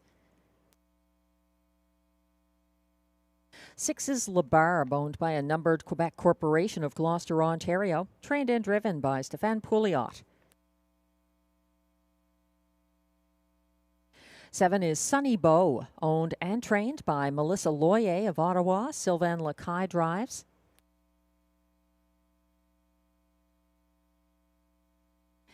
8 is Fireshine, owned and trained by Gerard Vaillancourt of Kemptville, Ontario. William Waugh drives. And completing this field from trailing post 9, Always Your Way, owned by trainer Jamie Johnson and Sonia Johnson of Edwards, Ontario. Robert Shepard drives. That's the field for race 10, exactor, triactor, and super high five wagering. In the nightcap, the Robbie D'Alessandro pace, and we do have that super high five carryover here of $2,882.24.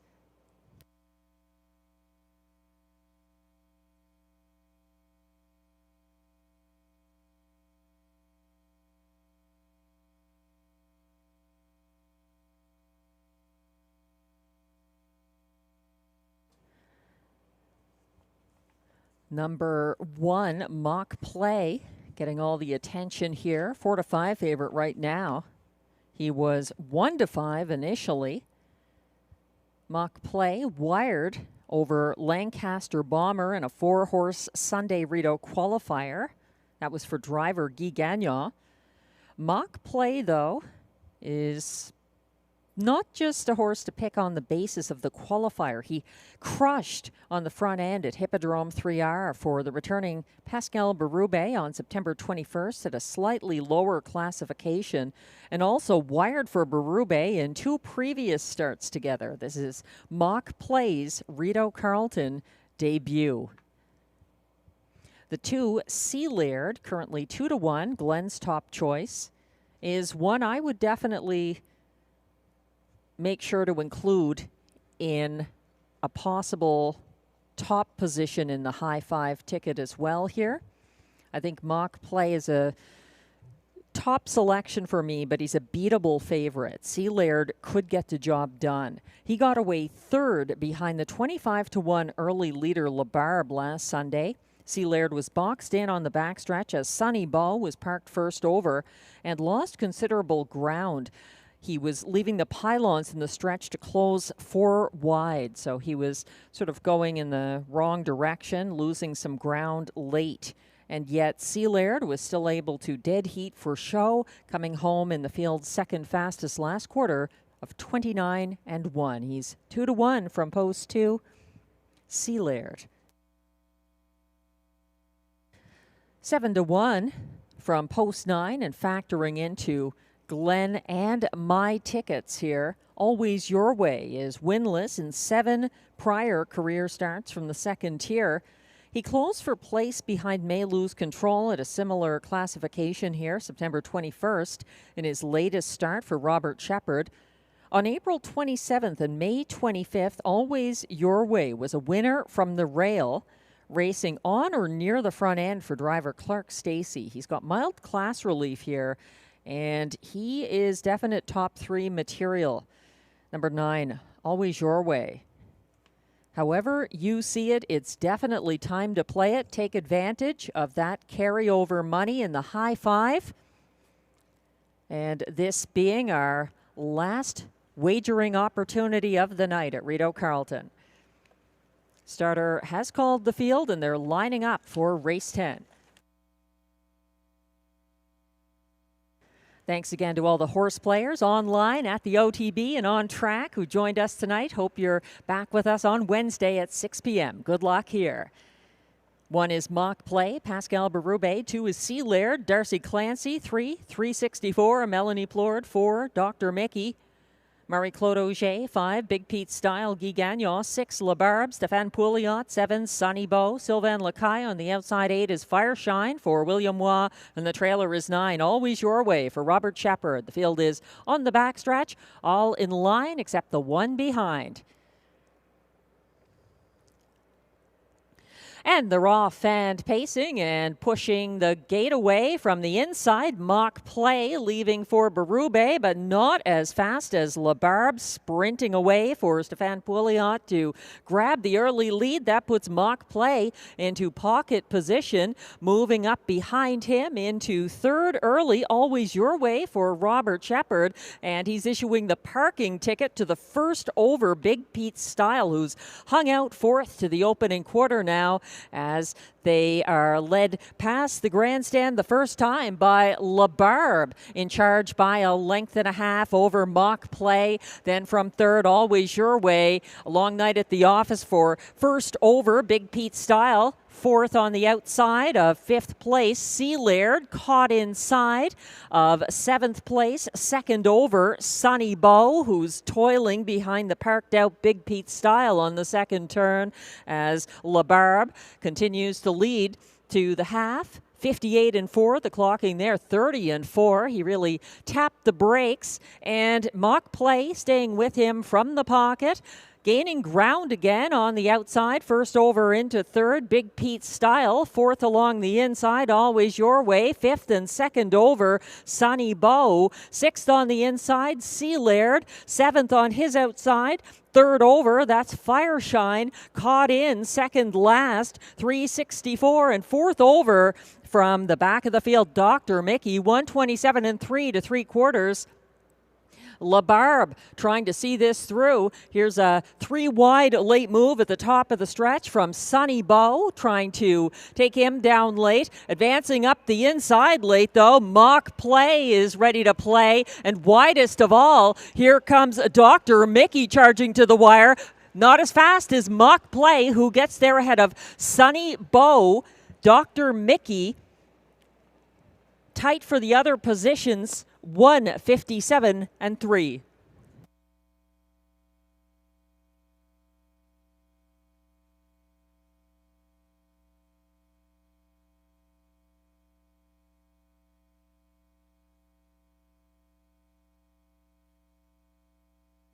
LaBarbe put in a good effort on the front end tonight, but Mock Play just explosive for Berube up the inside path late.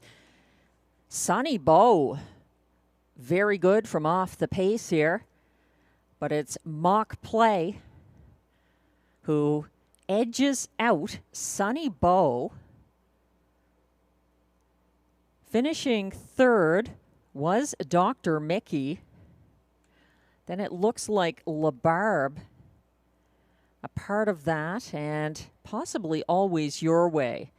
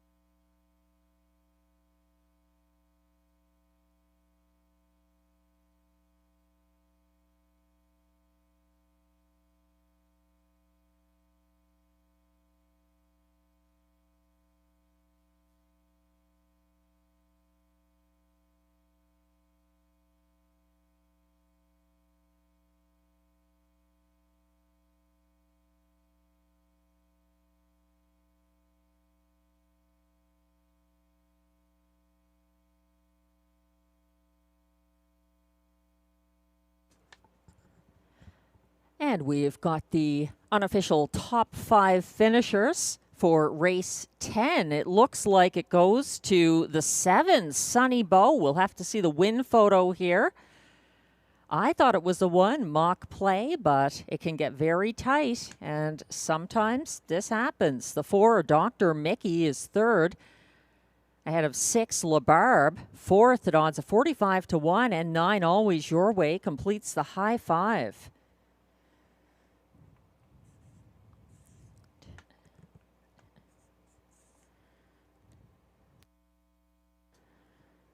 Sunny Bow at 9 to 1 gets the win over Mock Play. So 7-1-4-6-9 unofficially.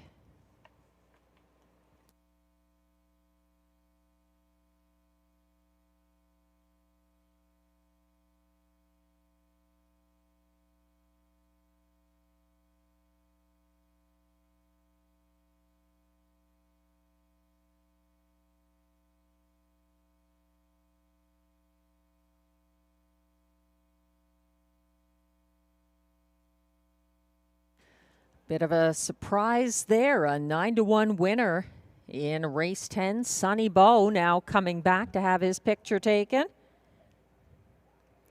Here's Sunny Bow coming back.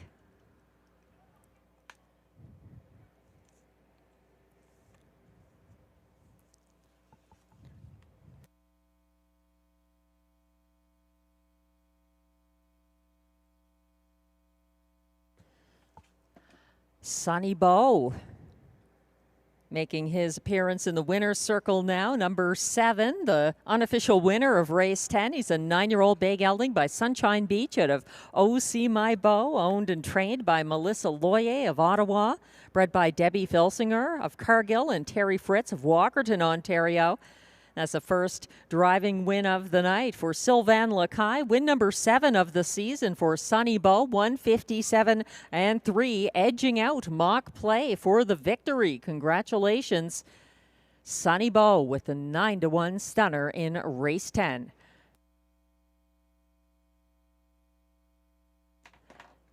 We're getting a look now on screen at the win photo from race 10.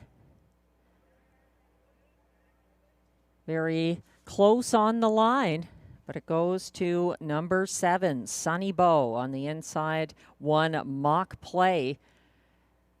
A very close second. A War of the Noses in the nightcap.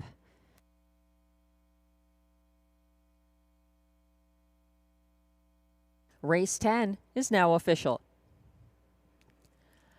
Prices are posted. Number 7, Sunny Bow, returns $21.30 to win. The $2.71 exactor, $121.10. The dollar pick 3, 147, 3 of 3, $105.90. 4 of 4, and the dollar late pick 4, $303.25 for the 7-1-4-7 combination. 20-cent. Pick 5, 5 of 5, $910.44 for the 9-7-1-4-7. Pick 5 ticket, $523.50 for the 7-1-4 dollar try. The $2 late double, 4-7, $69.80.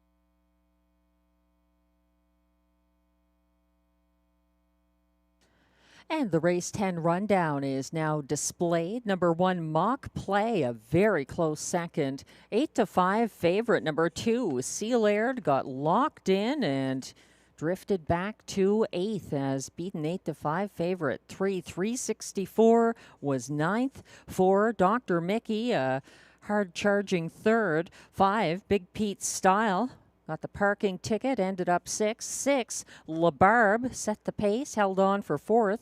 7, Sunny Bow, driving win for Sylvain Lacaille. And 8, Fireshine was 7th. 9, Always Your Way was 5th. From the top down, your program should read 2893-64175. The fractions 28, 58 and 4, 127 and 3, 157 and 3 for Sunny Bow. Win number 7 of the year for Sunny Bow. Congratulations if you cashed like my friend Uncle Turfy with that late double in race 10.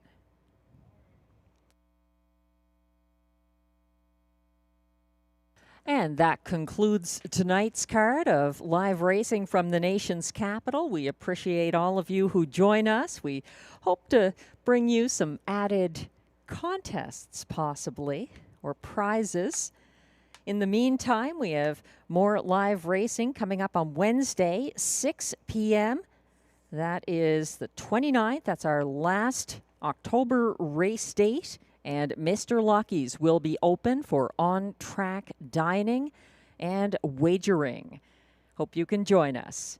In the meantime, enjoy your week and the rest of your evening. Take care. I'm Melissa Keith, track announcer. Good night.